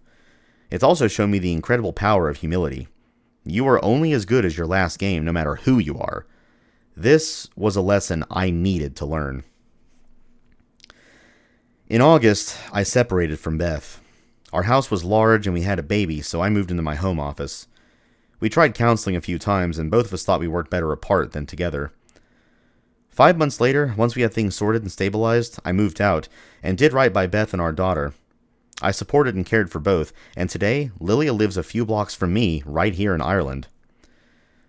The same month we separated, a report that I was murdered, by a headshot no less, spread like wildfire on the internet. Stories were everywhere. Romero Buys the Farm was one of many headlines. I had done a photo shoot for Texas Monthly's Top 20 Texans issue, and the resulting photograph was obviously convincing. Because of the genre of games I'd made, the photographer thought a picture of me as a corpse on a steel table in a morgue would be perfect. A makeup artist even added a gunshot wound. Somehow that photo found its way online. I was at work late at night when the news came in, and it was scary to see the reaction from the internet. Some people thought it was just a publicity stunt and were pissed. Others were truly afraid that I'd been shot in the head and killed. I am sure that more than a few jokes were also made, but because the picture was so realistic, the concern was genuine. I found out when a reporter called the office to ask us for a statement. "I'm not dead," I assured him. "You only wish you were," Tom said later. Those who hadn't yet published articles on my death adjusted their headlines and stories, and they appeared regularly throughout the end of 1998.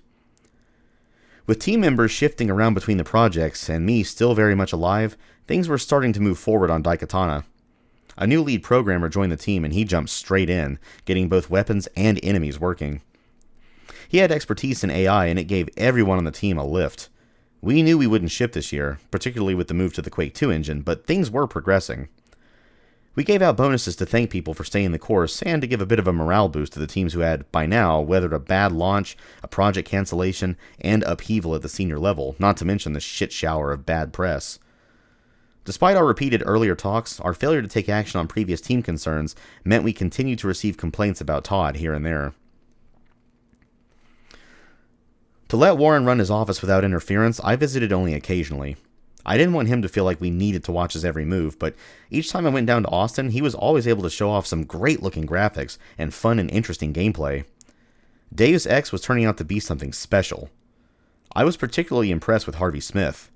Harvey had the ability to really see a story through gameplay and craft the narrative and game design in such a way that players felt fully immersed in the game's world. Back at home base, Anachronox was also looking impressive. Tom had a complex camera system built for his writing team to create elaborate cinematics, and they were truly some of the best I had seen in real time in a PC game. Things seemed to be stabilizing for us, but that stability was really just my own blind optimism. On November 20th, 1998, 8 people on my team received an email from Mike Wilson. It read, quote, "The monkey has landed," end quote. Mike had just cashed the check Todd had sent him to settle his partnership taxes from Ion Storm. The email was the sign the group had been waiting for. They called me into a meeting in the main conference room. All 8 were gathered around the table. One acted as spokesperson. He told me that they couldn't continue working under the current conditions with Todd and Jerry in their positions, and that they were leaving that day to form Third Law Interactive and be working with Mike Wilson at Gathering of Developers, God Games. They left once they delivered the news. It was a lot to take in. I was genuinely sad to lose such a decent group of people with whom I'd worked for a while. I was pissed at and disappointed in myself. They had spoken up time and time again, so it's not like I could say I didn't see it coming. They gave me a chance, and I hadn't done what needed doing because I just didn't see a way around it. Doing nothing, however, was clearly the wrong answer. Mike gave them the opportunity to get out, and they took it. What Mike did, what they did, was just good common sense. I was resolved to rebuild the team, assess the game, and figure out how to go forward. It was horrible news, and I hoped that maybe this unintended changing of the guard might allow me to bring in some fresh senior people to accelerate development. I started hiring coders and designers right away and began a full product assessment. I played through every level in production from beginning to end, the finished ones and the in-progress ones, and assessed their game flow and construction. Many needed to be reworked. I stayed late revising Episode 1 maps for weeks. I had to take some gigantic levels and cut them into pieces or just make them far smaller. I promoted Andrew Welch from the original Dominion team to be my lead programmer, by now the third one. He was level-headed and professional. He was the best lead programmer we had yet on the team. On December 10th, it was Doom's 5th birthday, and a celebration dinner was held at a restaurant in Addison with Jay Wilbur, Sean Green, Tom Hall, John Carmack, Adrian Carmack, American McGee, Sandy Peterson, Dave Taylor, John Cash, and me all in attendance. After all Ion Storm had been through those last few months, it was nice to have a bunch of laughs with old friends. We had a great time. There was no animosity, and we got along well. In January, I hired Chris Cly to be lead level designer. Chris had most recently worked on LucasArts' Outlaws and was a well-respected Doom community level designer. He and I worked together to reassess the existing levels beyond Episode 1, both the new ones made in the Quake 2 engine and the older ones that had been brought over from Quake. Digging into the levels, we came to the realization that, as in Episode 1, several of them needed to be remade due to poor technical construction. So much time and work had been put into them. Although they played well, I had liked them when I did reviews with the previous level designers, but once Chris and I looked under the hood, they were built in a suboptimal way that choked the map processing tools. What should have been a 1-hour process took all day. Having Chris Cly was really helpful for identifying the issues and setting us on a path to fixing them. At Chris's recommendation, I hired Stephen Ash from LucasArts to be my new lead programmer, the 4th one, after the 3rd one left. Stephen turned out to be far and away the best programming hire we made. Volumetric fog was added to the engine, and the levels started to look better due to Chris and Stephen's work. The new team finished moving the game completely over to the new Quake 2 engine, and on March 12th, we released a multiplayer-only demo of Daikatana. We felt great about it. The players really liked the movement, air control, weapons, and levels. But even more than that, after the trials we faced over the last year, We felt like the Blues Brothers when they finally arrived at Daly Plaza. Their car might have fallen to bits, but they got there. Chapter 21. Columbine. The biggest shock of this entire time period came not from within the team or even the game industry, but from an incredibly tragic and senseless mass shooting in a school in Littleton, Colorado. Like everyone else, we watched the news in horror. It was wanton, senseless violence and destruction. Work stopped as people tuned into CNN, which was by now carrying live footage from the scene. Despite living in Texas at the time, I was not a fan of guns. I had already lost one family member to murder. After the perpetrators committed their atrocity, Doom became an unwitting scapegoat for their behavior. Dave Cullen's well-researched book, Columbine, mentions the game at least 7 times, suggesting that at age 11, one of the perpetrators basically graduated from playing imaginary war games in the woods to Doom. He found the perfect virtual playground to explore his fantasies with the game, Cullen writes. His adversaries had faces, bodies, and identities now. They made sounds and fought back. He could measure his skills and keep score. He could beat nearly everyone he knew. On the internet, the triumph of thousands of strangers he had never met. He almost always won. That changed when he met his co-conspirator. According to Cullen, they were an even match. Cullen paints one of the perpetrators as obsessed with Doom. He writes that he, quote, hacked into the software and created new characters, unique obstacles, higher levels, and increasingly elaborate adventures, end quote. It's a powerful description, and even more so without added context. Thousands and thousands of Doom fans were doing the same thing, modifying the game, not hacking it, because id Software encouraged fans to do exactly that. It wasn't unique behavior. Rather, it was a normal activity that produced only fun results for many. Here, however, the association was truly horrifying. To use anything, pencils, paper, software, as a pretext for mass murder was appalling. The killers left behind a series of videotapes in which they discussed their lethal plans, which Cullen evidently watched. These basement tapes have never been fully released, but some clips have been made public. In one, the duo engage in a racist rant and name students they hope to kill. Then, one of the killers, toting a gun, says, quote, "We need a fucking kickstart. If we have a fucking religious war or oil or anything, we need to get a chain reaction going here. It's gonna be like fucking Doom, man, after the bombs explode. Tick, tick, tick, tick. Ha! That fucking shotgun." He kisses his gun. Straight out of Doom. End quote. Doom was one of the many things they mentioned, from the LA riots to the Oklahoma City bombing to World War I and Vietnam. "Maybe we will even start a little rebellion or revolution to fuck things up as much as we can," one of the killers said. "I want to leave a lasting impression on the world." I felt nauseated.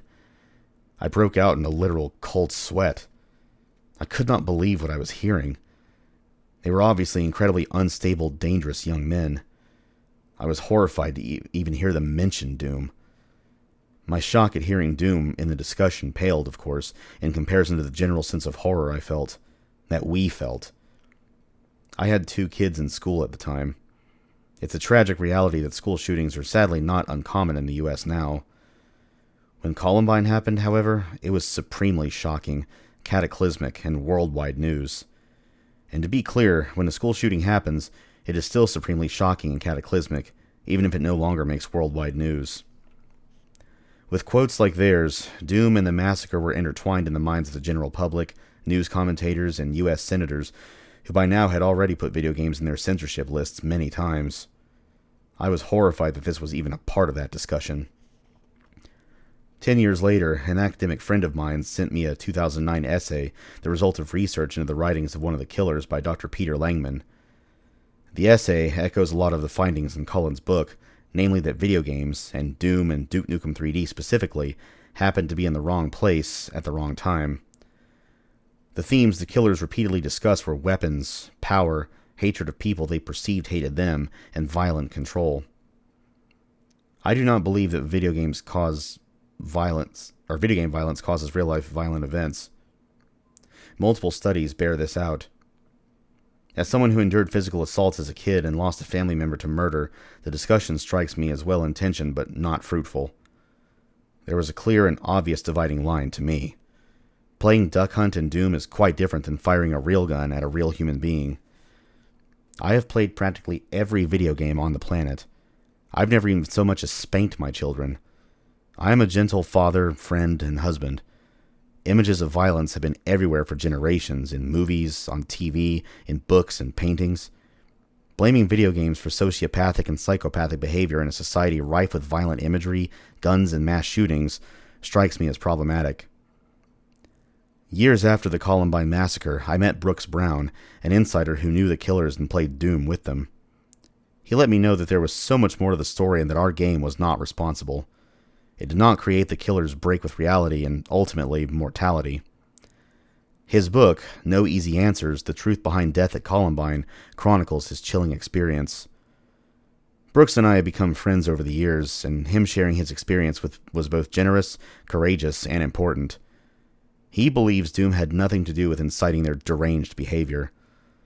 As his book and Cullen's make clear, Brooks could easily have been a victim.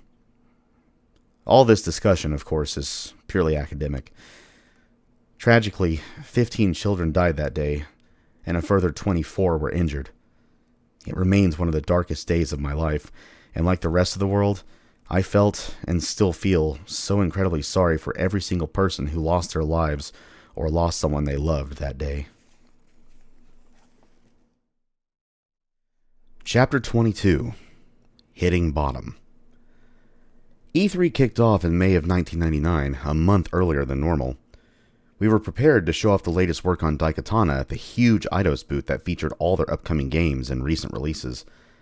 As always, E3 was a spectacle of sound, light, and just pure endless energy. David Bowie even performed at the Eidos party. Members of the press and those in the trade looked forward to seeing what was on offer, and as game developers, we were eager to see what the competition was up to. Our section of the booth included a giant statue of Hiro Miyamoto, and computers were set up so we could give press attendees a chance to play the latest build. The game looked and played okay, but it wasn't a standout. The further we got from Quake 2's release, nearly 18 months earlier, the older it looked. Still, we were making progress and moving forward, which, all things considered, was a minor miracle. We told the press to expect the game in January. Deus Ex looked great, and several environments were shown off along with gameplay that included the various ways players could identify interactive objects and open hatches, crowbar crates, and use computers. There was a lot going on in their E3 demo, and the press was duly impressed by it. Warren was doing plenty of interviews extolling the features of his game and emphasizing that the team wanted the player to be able to decide how they approach the game's challenges, total action or quiet stealth. Anachronox's awesome in-game cinematic camera was shown off as well, with shots swooping through several of Tom's worlds, accompanied by detective movie-style saxophone music in the background. Players got an idea of the scale of the game from this E3 demo, and people loved the Final Fantasy-style fighting system. Daikatana's latest build was showing fine, and the press were excited to get some time with it. On the second day of the show, we received a new build of the game via FedEx. I'd been expecting it. The level designers wanted to add more action in the environments, and we really wanted to make as great a showing as possible. We'd reviewed their plans level by level before I left for California. Excited to get a look at it, we immediately began installation and fired it up. My excitement turned to confusion, and then anger. "What the fuck is going on?" I said to the computer. The game was chugging, practically skipping as I tried to move forward. What the fuck is going on? What the fuck happened? I couldn't understand what I was seeing. We had made our plans so carefully. Why was the game fucking crawling? What changed? I was so upset I don't even remember who I asked to reinstall the stable version of the build. I called Chris Cly, the lead level designer. I trusted Chris implicitly. He was exceptional and detail-oriented, and he knew how important this show was for us. Both he and Stephen Ash, Daikatana's fourth lead programmer, had worked their asses off to deliver a stable build for the show. As it turned out, once I got Chris on the phone, I realized that he was fuming too. Apparently, Todd had presented him with a list of changes to be included with the E3 update build. "What the fuck?" I said. I didn't want Todd anywhere near my game, and I'd certainly provided him no such direction. To make matters even worse, once Chris made the changes he thought I requested, Todd took the CD to FedEx before the VIS process on the levels was completed.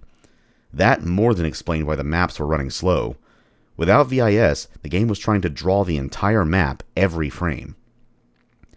Chris Cly was so pissed that he ended up going to John Kavanaugh, Vice President of Development at Eidos, who by then had been installed in our office to keep an eye on things, to complain about Todd's meddling.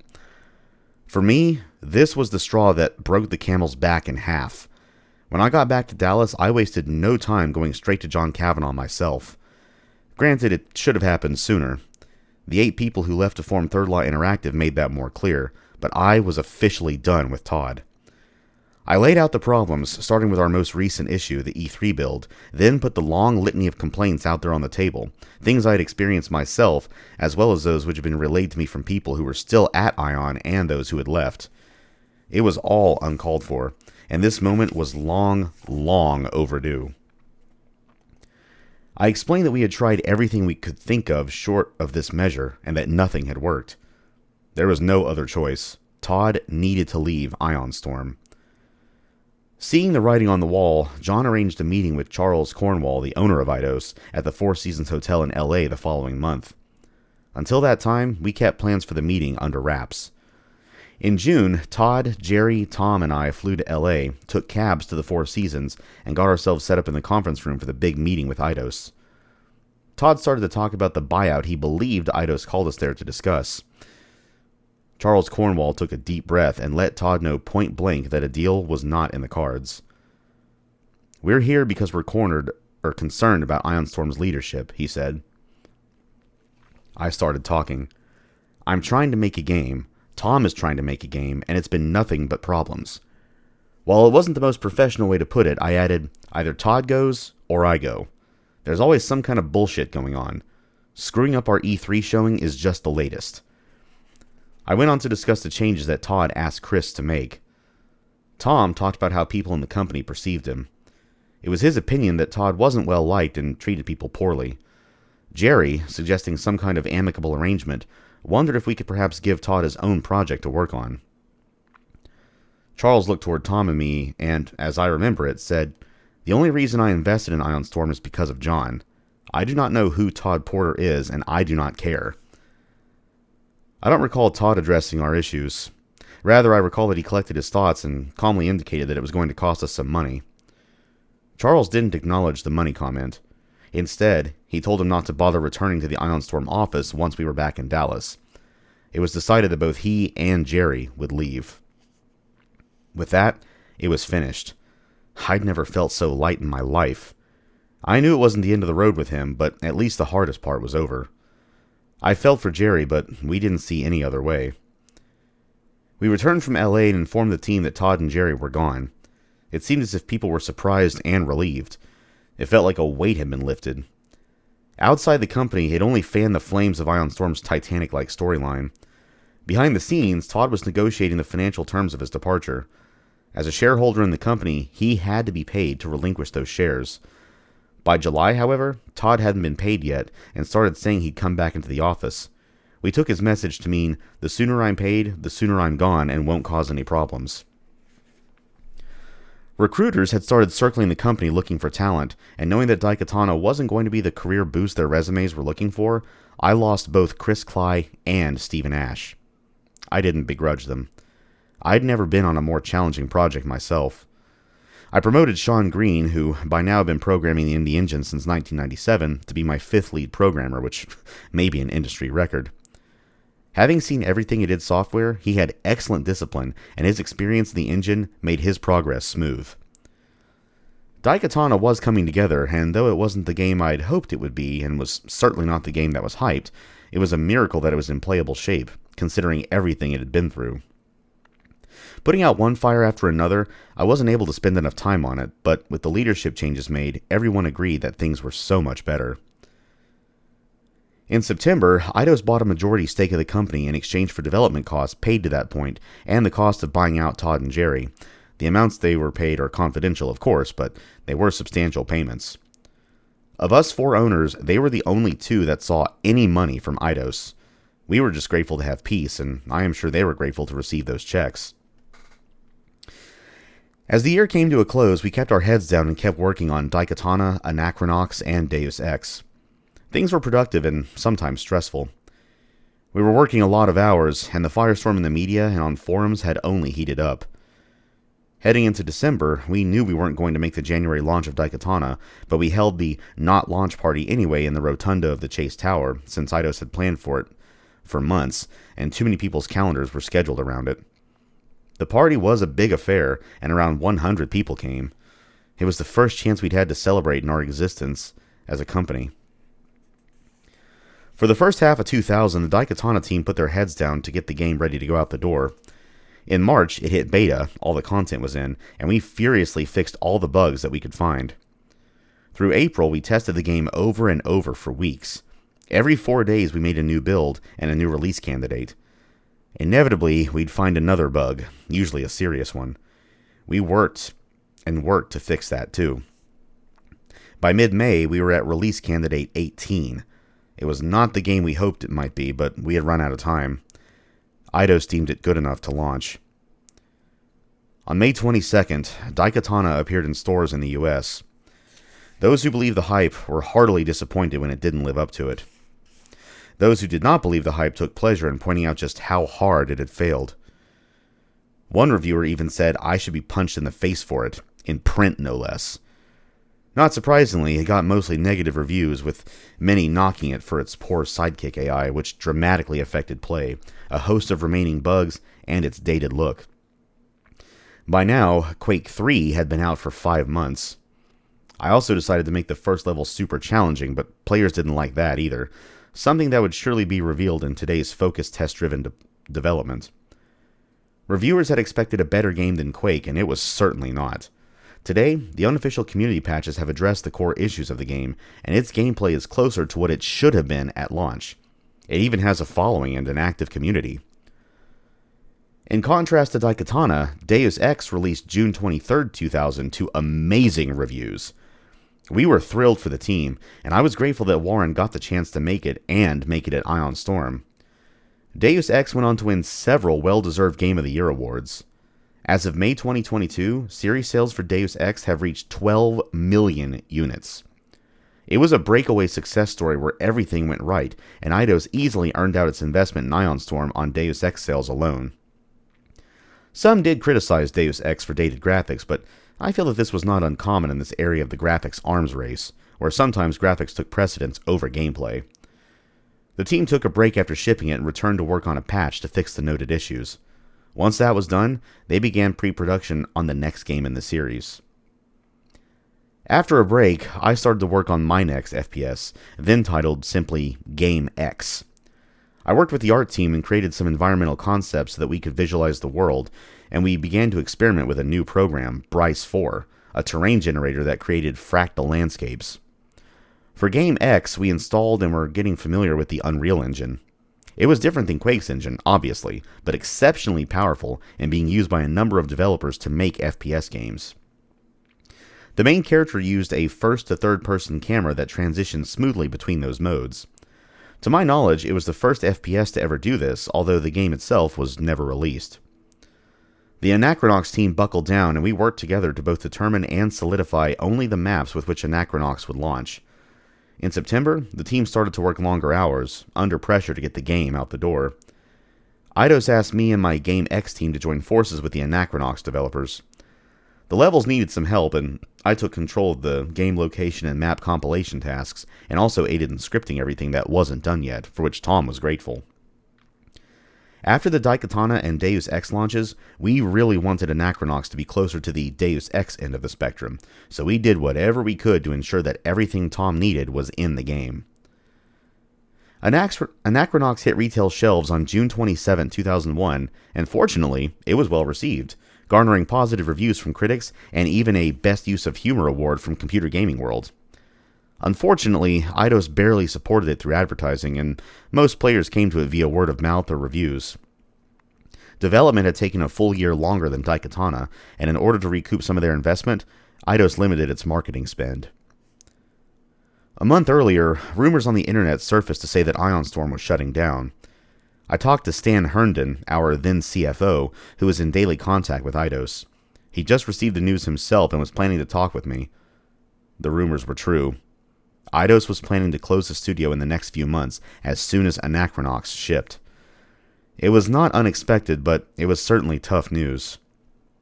Of paramount importance to me was making sure that the team knew right away so they could prepare for their futures.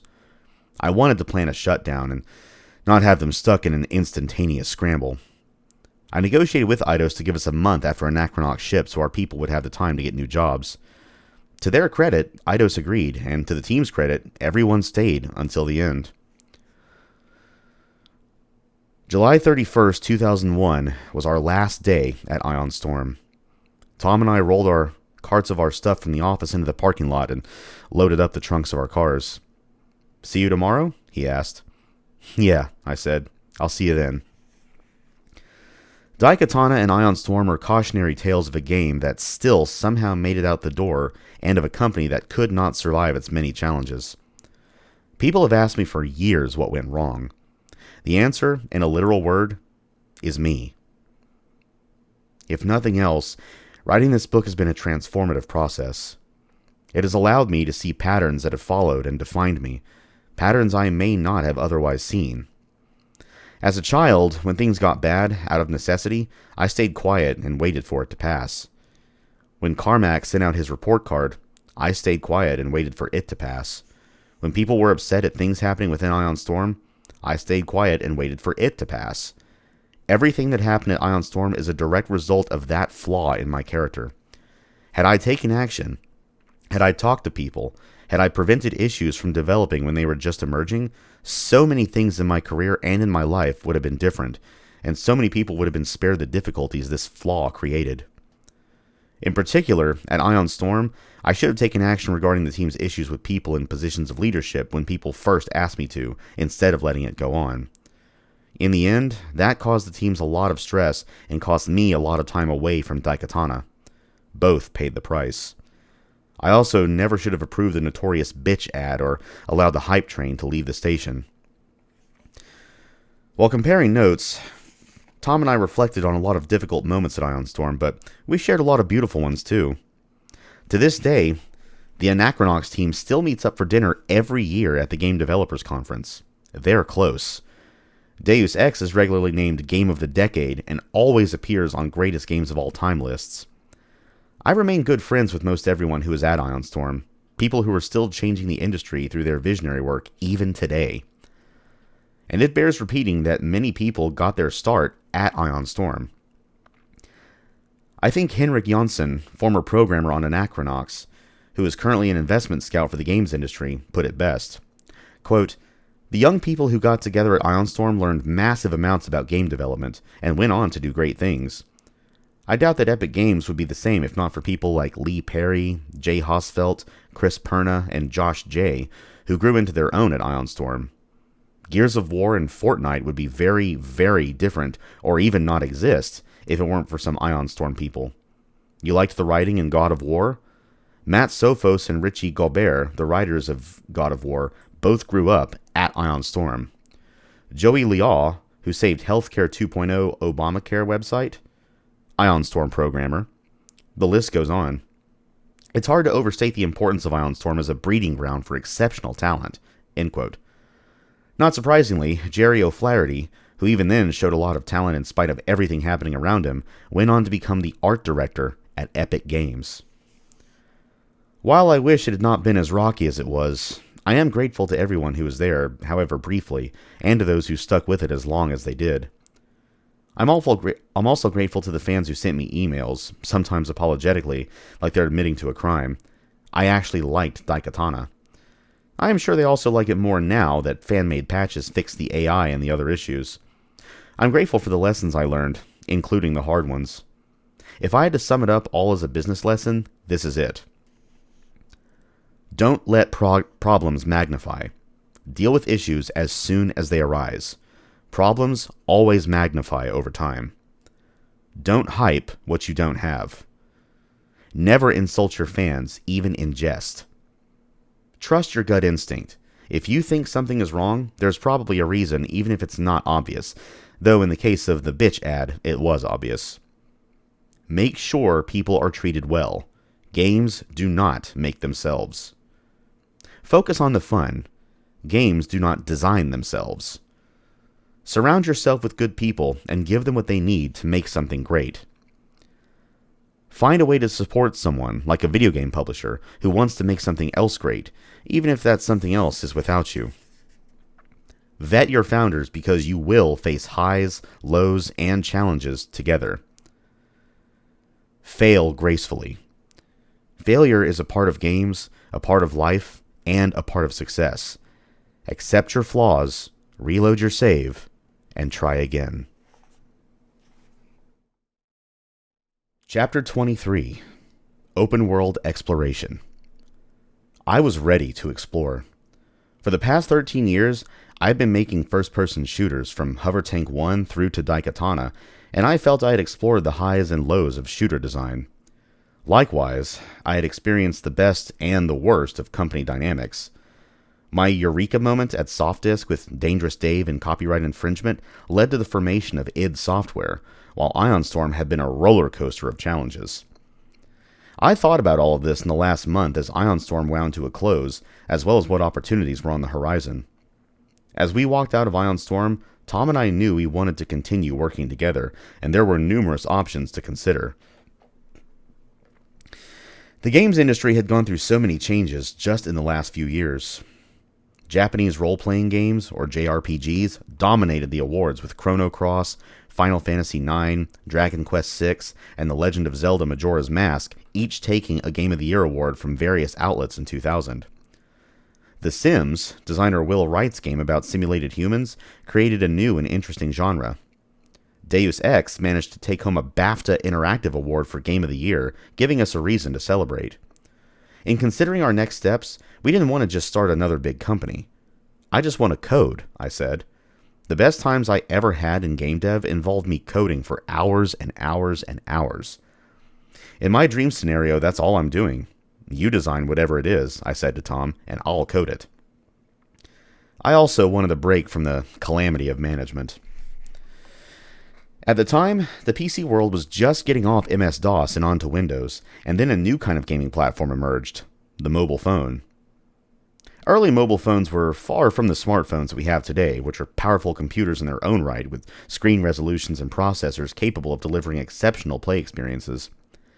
In the early 2000s, mobile phones had much smaller screens, and most were two-color, black on a green, gray, or even blue screen. As primitive as they were, I knew that playing games on the go was going to be a massive segment of the industry soon, and I wanted to get in on the ground floor of the new mobile revolution that I was sure was about to take place. A handheld/mobile game company was perfect for a small team, and it also put us in what we believed was an emerging market. Jamdat, a new company founded by Activision veterans in early 2001, was leading the mobile gaming charge. The hardware was beginning to improve, with faster processors and bigger screens, and soon the handheld PC market emerged.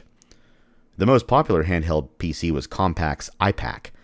Compared to the limited mobile devices of the time, the iPAQ had a great-looking color screen, exceptional audio, a fast processor, and even early on had some decent games. That was the handheld we targeted for our first game. I was excited to code again full-time and learn C++, the Win32 API, and the iPAQ hardware. Learning C++ was relatively easy since I was fluent in C, a language I adhered to because it was more performant, and working on shooters required every ounce of performance. On August 1st, 2001, the day after things with IonStorm wrapped up, Tom and I founded Monkey Stone Games along with Stevie Case, a level designer from IonStorm. Tom handled design, I handled code, and Stevie handled business. As our first project, Tom designed Hyperspace Delivery Boy, a top-down Zelda-style puzzle-adventure game where the player takes on the role of Guy Carrington, a courier in training. Guy embarks on several dangerous missions in 4 different locations, all full of Tom's signature brand of funny characters for players to interact with, while solving puzzles and attempting to deliver various items. Hyperspace Delivery Boy also had an action mode so the player could attack enemies as they solved puzzles and panic zones that gave the players 30 seconds to escape or die trying. I was looking forward to writing the tools for Tom to make game levels, writing our game engine in C++, and the gameplay code in Lua. My last real programming stint was in 1995 using a Next Step computer and working in Objective-C. I also had to write all the tools to collect and bundle game data, write a new level editor, build the game, and do a deep dive into Pocket PC hardware so I could put the game on it. It took me 3 weeks to write our tools in Windows, and another 3 weeks for the game engine, which was designed to function on both Pocket PC and other platforms, so we could sell it in multiple markets. We finished the game in 4 months, on December 23, 2001. Next up would be ports for Game Boy Advance, PC, Mac, and Linux. Hyperspace Delivery Boy was critically successful and attracted a good following, but it wasn't a breakout hit. We moved from Hyperspace Delivery Boy to Congo Cube, a match 3 game designed to be more action-based and wild than the current market leader, Bejeweled. Congo Cube hit high on my personal fun meter and joined hundreds of other games on Real Arcade, a PC game store that released about a dozen games a week. Discovery, the process by which people find games, then, as now, was a challenge for game creators. Market leaders like PopCap Games had captured an audience with hits like Bejeweled and were able to advertise to that audience to promote new games. Others needed to spend significant money to advertise in those existing channels to attract players. It was an expensive proposition for most of us developing at the time. Mind you, this was years before the iPhone and the App Store combined to create the biggest casual gaming market on the planet. Our next project was to develop a port of Red Faction, a PlayStation 2 game, for the Nokia N-Gage, a unique phone game console hybrid with a button-like joystick. Its shape, a rectangle with one long rounded side at the bottom, earned it the nickname Taco Phone. Red Faction did something new for mobile games in 2003. It was the first fully 3D cell phone game with deathmatch played over Bluetooth. Up to 3 phones in the same room could deathmatch head-to-head. Looking back, I only wish this innovation had been on a platform that had more players. We were proud of our work, though.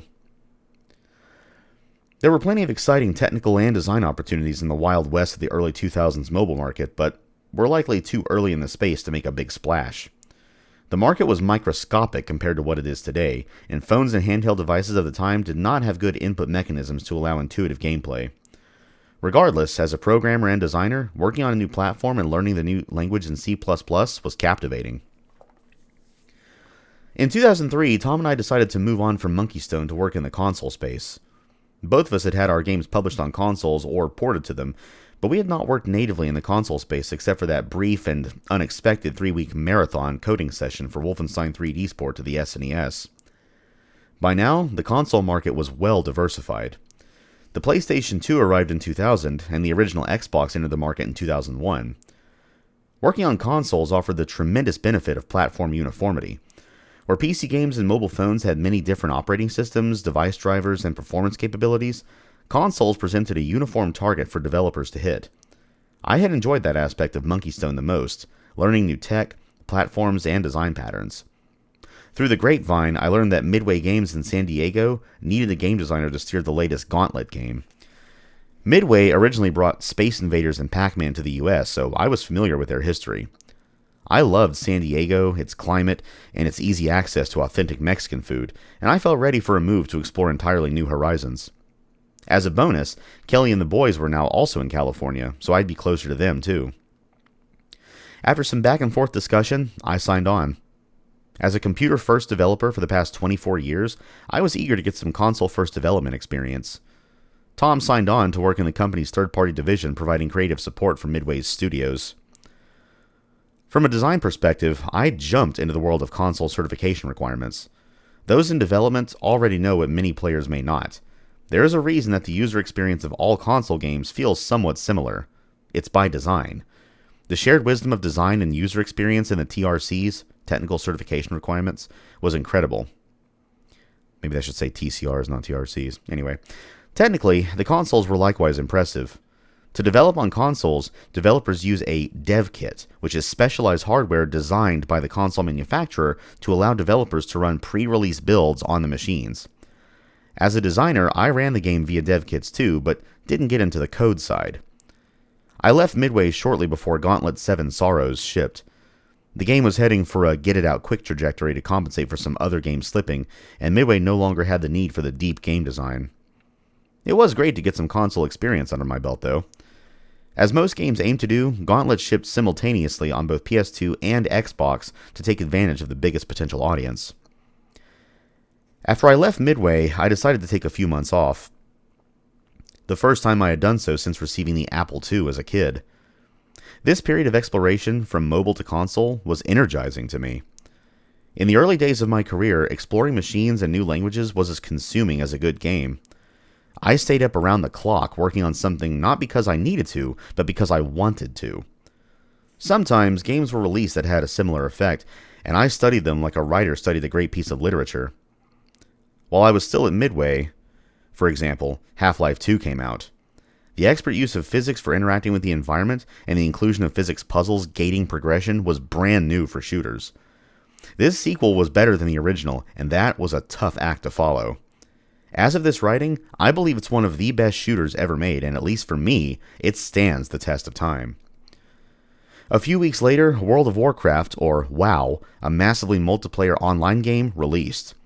A brand extension of the longtime favorite role-playing strategy franchise Warcraft, the new game took the characters and the setting and placed them in a vast, monster-filled world with millions of players running around with swords and axes on quests to kill those monsters, or anything else for that matter. There was a huge social element that allowed players to form friendships and guilds. As a gamer and game designer, I was awestruck by the concept and the execution. The world size, graphical polish, orchestral score, and sophisticated transitionless engine took things to a new level. As a game industry veteran, the business model and subscription rate left my jaw on the floor. At the height of its popularity, WoW had reported 12 million players, each paying $15 a month. The game was making $180 million per month, or $2.1 billion a year. Of course, dozens of new MMOs were announced, all planning to take some of WoW's market share. The second round of the MMO Gold Rush was on. Knowing I'd be taking a break from work, I decided to wait to really sink some time into WoW. I started as a rogue night elf and alliance character race, named Death Truck. There were other players running around learning the game as I was, in training areas that taught players how to use weapons, fight enemies, loot corpses, and turn in quests. The entire area was situated on top of a massive tree named Teldrassil. Finding my way to the edge of this zone, I peeked over the canopy of the tree and saw for miles down to the ocean below. Up until now, I had been largely immune to the pull of MMOs, but my goodness did WoW ever hook me. I played for fun, I played to learn, I played to escape, and I played to hang out with friends. As a designer, I took notes, compared its systems to systems in non-MMO games and in other MMOs. It was obvious to me that WoW had done something exceedingly right. Game designers immerse themselves in successful games to learn. Games are our texts. Working on an MMO appealed to me. I started exploring opportunities for design gigs in that space and connected with a couple of other individuals looking to do the same, Rob Hutter and Bhavin Shah. Together, we founded the company that was to become Gazillion Entertainment. While there were multiple opportunities in the space, what attracted me to Gazillion was its focus. How about making an educational MMO for kids, Rob said, telling me about the company's focus. A game that'll provide the same kind of interactions you get with World of Warcraft, but integrated with stealth education components. I had seen firsthand the ability of tech to transform lives, my own included, and likewise, I knew what a powerful educator games were. In a sense, all games teach players how systems work, and reward them for their success and their progress. I believed an edu-MMO focused on math could be done in a stealthy manner, where the learning was integrated into the game in such a way that players would have no idea they were actually learning something. My hope was that when they encountered certain math concepts in school, they'd have a leg up because they would have mastered a similar method of thought in our game. I'd seen my own kids rattle off world leaders thanks to the game Civilization, and Michael knew Pokemon better than the periodic table of elements. In creating this game, I hoped kids would find math fun in school because the same puzzle solving in our game was rewarding. Their path to STEM careers was made a little bit easier. I got to work on the design and hired a capable team to build the game, which we named Project Redwood. In addition to programming, art, narrative, and level design teams, I also created my first ever learning design team composed of teachers and designers with experience creating physical toys and educational materials for kids. This team was composed of veterans of the classroom and from LEGO Mindstorms, Leapfrog, and other educational toy companies. What I wished for was this: to make an intriguing, fun role-playing game for kids. World of Warcraft, as the name suggests, is scary. I wanted to flip WoW on its head and make an MMO that was just as amazing looking and safely social for kids, but as far as quests and challenges went, not scary at all. The big challenge, as I saw it, was to develop a game mechanic that was as fun as combat in MMOs, but wasn't combat at all. My solution was to fill the Project Redwood universe with animals that kids could tame. The primary taming tool I designed was music played with a variety of instruments. If the player confronted a huge 10-point stag, I thought, instead of hitting or trapping them, the player tamed them with music, or helped them in other ways to establish a bond. In this way, the game was almost idyllic and gentle, the complete opposite of Doom. The learning team presented stealth learning within this world in the form of puzzles or progression. Most players, for instance, are unaware that experience point curves are sometimes exponential, while level curves are often logarithmic. I loved what we were doing. We created a global advisory board of math education experts to evaluate our work every 6 months. We focus on introducing basic math concepts, partly because we wanted to encourage kids to work in STEM fields, but also because math is a global language. The feedback from the advisory team was better than expected. They loved it. They thought it was intensely fun, encouraged repetition, and exposed mathematical concepts in a fully integrated, transparent manner. They said we had come up with representations of math concepts they'd never seen before, and were thoroughly convinced that this was a new, engaging way to get kids excited about math. We continued on, building and crafting our big world. 4 years into development, however, rumblings on the tech team about problems with the licensed MMO engine began to surface. The engine was having difficulty supporting content at the scale it had been advertised as capable of handling. Our decision to license a game engine developed by a third party wound up being Project Redwood's fatal flaw. The engine simply couldn't do the job we needed it to do. We spent some time trying to retrench to see if there was a way to save the vision. We even hired a specialized technical director to assess the entire tech ecosystem, but the engine technology components had major problems working together at scale. Blizzard had spent 5 years building the engine behind World of Warcraft. The tech director delivered a verdict that it would take at least a year to fix the client software and tools, or a year moving everything we had built to a different engine, a process that I knew would take far longer. In the end, we assessed that the risks were too great and the additional investment unlikely to provide the return the investors hoped for. The project came to an end, but many of the learning concepts carried on in other games. It was a somber time. The end of an exceptional team and of a game we believed held huge promise. Overall, though, in 2009, Gazillion's outlook was healthy. We still had 5 other games going, including 2 based in the Marvel Universe. The takeaway lesson for me was this: always license tried and true tech. During the early development of Project Redwood, my father passed away on his 57th birthday. His death was not unexpected, but was nonetheless incredibly painful. His struggles with addiction had progressed, as they have a tendency to do. In early 2001, my brother Ralph and I flew to Boise, Idaho to rescue him from a precarious situation.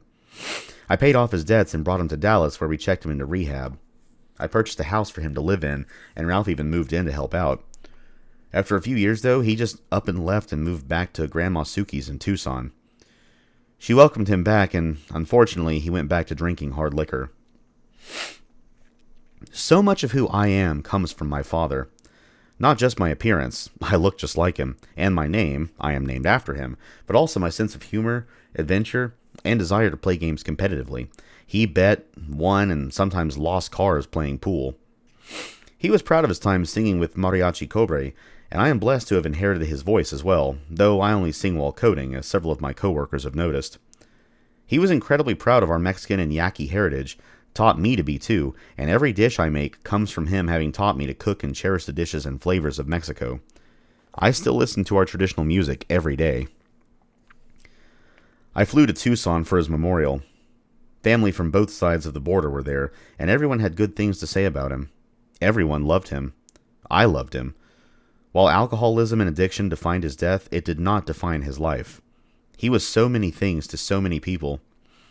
When he passed, he had very few possessions. Among those, however, was a single beige folder. Inside was only his resume, his GED papers, and an article about Mijo, who made Doom. He always told me he was proud of me.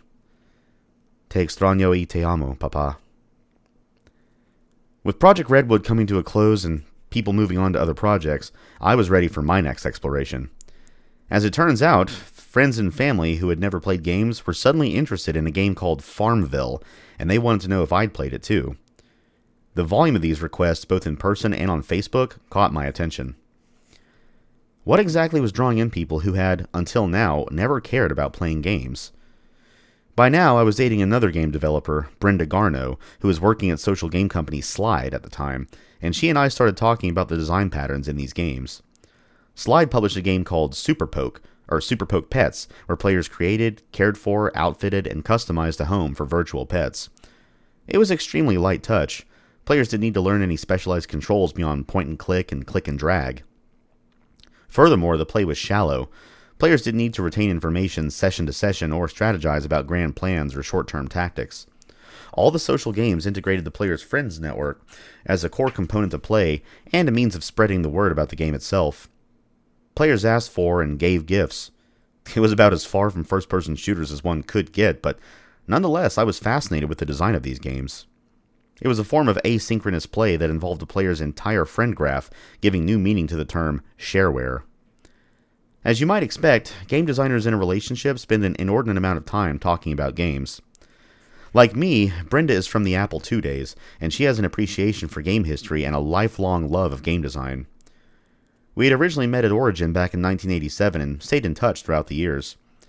I spent some time with her at Slide, and with founder Max Levchin's permission, taking in what was happening and discussing the business model with him. An original member of the PayPal Mafia, Max is one of Silicon Valley's greatest technologists, founders, and investors, and we enjoyed discussing tech, both games and consumer products. These social games brought tens of millions of new players to games. While we dabbled in casual games at Monkeystone, the rise of Facebook and release of Farmville kicked off the huge social gaming movement. The technology behind the games wasn't interesting to me, but the game design for this new audience certainly was. In addition, the asynchronous play and shallow game dynamics presented an interesting design challenge, much of it running counter to traditional methods of game design, where we worked to build a material model of the game in players' heads to get them thinking and keep them thinking for hours at a time. This form of game design required us to come up with designs that captivated players who weren't used to playing games and teach the necessary mechanics to progress further. Even more exciting, this audience was predominantly women in their 30s and 40s, a demographic that traditional games had yet to cultivate or expressly design for. I was excited by the challenge and the diversity in the games and their audience. The more I learned about it, the more I wanted Gazillion to enter the space too, but my co-founders and the board wanted to stay full speed ahead on MMOs. I left my day-to-day role in Gazillion to join Brenda in making social games. By then, she had moved on from Slide to a smaller company that was, as they all were, looking for the next big thing. Working as a consultant, I spent 3 days doing nothing but studying the design patterns of the most successful games, in particular Frontierville by Brian Reynolds, which had just released. Now I needed to come up with a cool game design, something that was going to make the social gaming world sit up and go, wow! Frontierville, like Farmville, was basically about growing crops as a pioneer out west. I wanted a totally different environment, and that's when I thought back to the things I loved as a kid and teen. Don't build a farm, build something fun, like a fun fair. After a 3-day deep dive into social gaming, Ravenwood Fair was born. It came to me all at once. The build your own fair idea, the gameplay events that would compel players to spend money incrementally and consistently. I mapped out the game for my small team of 4 programmers, an artist, and a producer.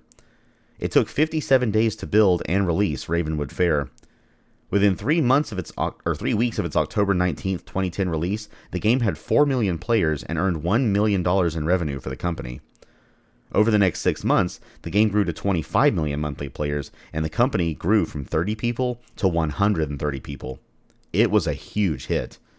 I got a lot of personal satisfaction from Ravenwood's success, and offers to join companies and make games for them too. It was such a wild time. In the end, however, Ravenwood was the springboard for what would be my next company, solely focused on social games. Brenda and I founded Loot Drop in 2010, with the goal of having 4 teams creating 4 separate games. Tom Hall joined us too. Over the next 2 years, Loot Drop grew to 40 developers, and we made games for everyone from Zynga to Ubisoft, and worked on prototypes for big publishers looking to get into the space. In 2012, the social game bubble popped with Facebook's change to the way game notifications worked.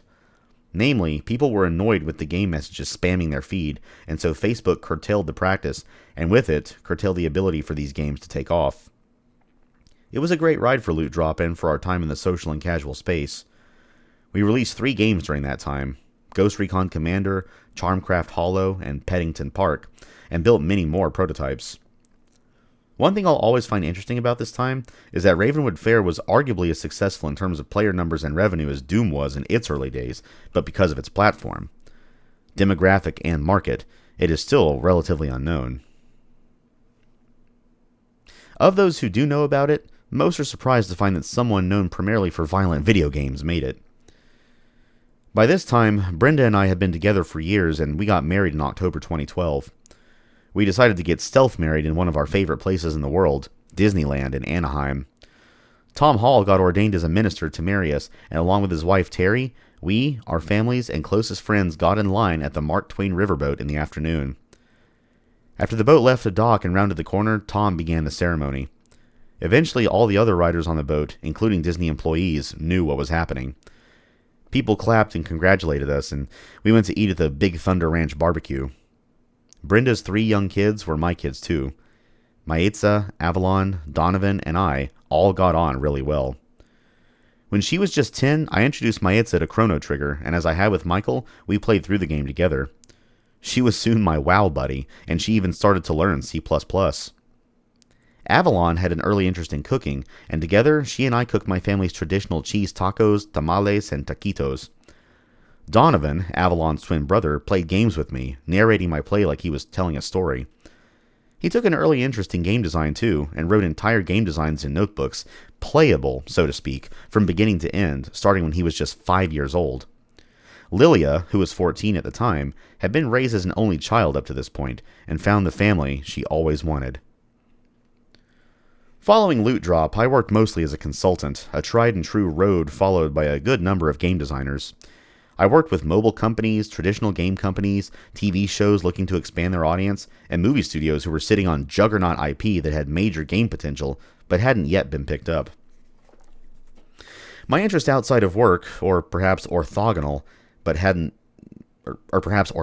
my work, were also occupying a larger part of my life. Because of my work on Project Redwood, teaching kids to code was becoming a real passion project for me. Programming is transformative not just for tech, but for people's lives. Because of code, my life was transformed from one of poverty to one of privilege, and I wasn't going to take that for granted. I spoke regularly at schools in the area, particularly to Latino and Indigenous students in nearby communities whose backgrounds were most like mine. I volunteered to work with kids who had a tough start in life and who reminded me of myself, giving lots of in-person and online talks and mentoring kids who showed interest. I ended up writing a booklet for kids to teach them how to code in Lua and donated it to Pinnaguac, an agency that works with Indigenous youth in Canada. Or Pinguac. I was also becoming increasingly interested in preserving game history through my work with the Strong National Museum of Play in Rochester, New York, and the Computer History Museum in Mountain View, California. In particular, I realized that many game archivists didn't have the ability to interview early coders about their process if they didn't also have an understanding of assembly language, the tools, or the computers of the time. I began interviewing designers including Sid Meier, Will Wright, Nasir Gabelli, and even Ralph Baer about their early processes. I hosted an event at my house, another Apple II reunion party, and invited technology historian Jason Scott to interview people while there. Among others, Jason interviewed Margot Comstock, the co-founder and editor of Soft Talk magazine. Capturing these oral histories is so incredibly important. Through work with museum conservationists, I was becoming aware of the importance of my own archives. Every day, we lose critical materials that are historically significant as they are tossed out, recycled, or deleted.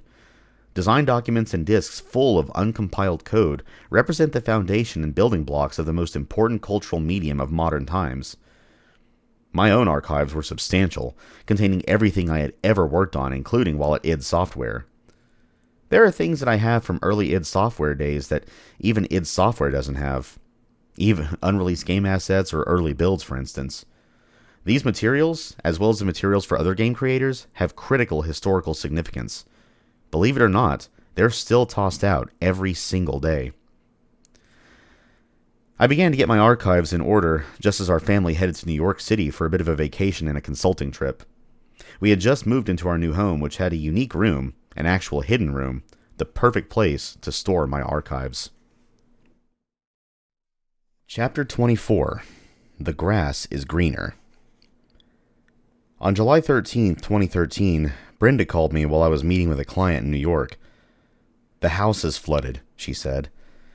Thinking of the brownstone where we were staying in Manhattan, I wondered how on earth that might flood, so I answered simply with, "What?" "The house. In California. Michael went to check on it and..." She meant our new house in the Santa Cruz Mountains, the one we just filled full of boxes and furniture before heading off on our trip. The one that contained all of my games, career notebooks, floppy disks, and id Software archives. Flooding and landslides are always a possibility in the Santa Cruz Mountains. My mind started to race. Was anyone hurt? What state was the house in? What state were our archives in? Unless you've experienced this nightmare, it's impossible to convey the emotions. So many things you think you might care about are forgotten in an instant. All I could think of was the collection of boxes stored in a secret room on the bottom floor of the house. To access the room, one needed to go into a small auxiliary closet in our bedroom. On the back wall, there was a hidden, half-height sliding panel that revealed the entrance to the room. It was the only way in, and to us it was one of the selling points of the house. We felt secure putting our archives there, knowing that any successful burglar first needed to bypass the alarm system and then develop an unnatural interest in the back wall of a closet to reveal the secret panel.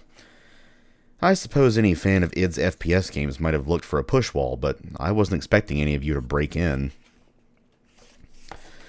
Those boxes, probably 20 of them, contained my entire archives, everything from 5 1/4-inch Apple II floppy disks to the letters I wrote to magazines as a kid hoping to get my games published. In one box, there was the original Dangerous Dave and copyright infringement disc Carmack and Tom had left on my desk at Softdisk, as well as the original drawings of the Doom logo, the original Doom Bible, hand-drawn screen perspective tests for Doom, and the only videotape in existence of our Quake design meetings. Really, these items just scratched the surface.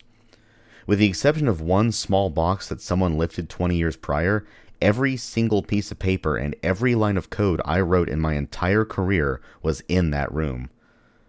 In addition to my personal archives, hundreds of boxed games were there, too. Sealed games from id Software, as well as dozens of mint-condition early Apple II games that I treasured, some of them signed by Nasir Gabelli. In a flash, I imagined that room in one of two states, waterlogged with boxes floating around or pancaked in a flattened house that I feared had taken a slow ride down the steep hillside to the creek below. Most of our things were in plastic bins, but water finds a way. I feared the worst. "What happened?" I asked Brenda. "Michael was going to check the house. He couldn't get the back door open, so he pushed, and finally he got it open enough so he could squeeze through. The floors were all warped and wet. He said it was like a sauna in there. He went downstairs and the ceiling in our bedroom was collapsed." Collapsed? I couldn't believe what I was hearing. The ceiling is on the floor. There's water everywhere. Our bedroom was the room next to the secret room. "Do you know where it's coming from?" "Yes, it's the fridge, the line that goes to the ice maker and the water dispenser," she said. The house was built on a hill, and our bedroom was on the lower level of the house, directly underneath the kitchen. Michael said he heard something that sounded like it was hissing coming from behind the fridge. So he pulled the fridge out some, and there it was. That's a tiny hose. Give it 3 weeks, and it's enough to wreck the house. "Do you know whether..." I didn't need to finish my question. "No, I don't know if the water got to the archives," she said. "I called David to see if he could come over to figure out where the shutoff valve is." David was the real estate agent who'd sold us the house. Since we were there only 5 days before heading east to New York, we didn't have time to meet any of our neighbors. David was the only person we knew in the whole of the Santa Cruz Mountains. Fortunately, he came right over and showed Michael where the valve was. That evening, as we sat in New York talking to David and then to Michael in California, we learned the full extent of the damage. The house was likely going to be condemned, David told us, and within a week, signs to that effect were placed on the doors. David kindly connected us with everyone we needed in order to deal with the situation. "Should I come back to California?" Brenda asked.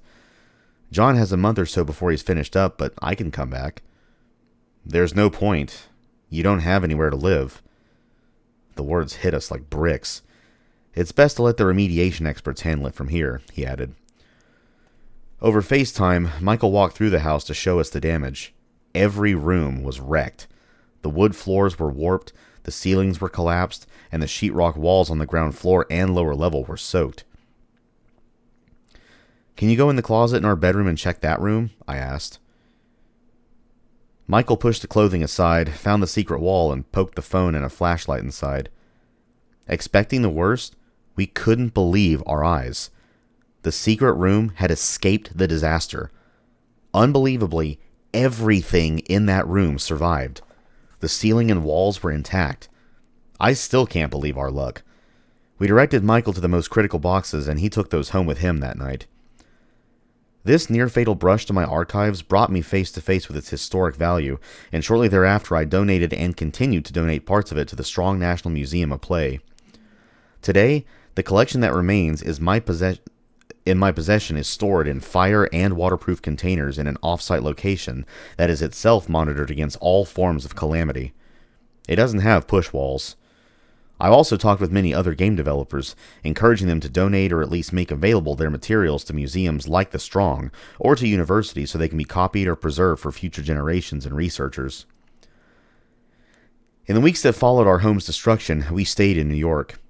We were fortunate that the insurance company covered all of our losses and the cost of reconstruction.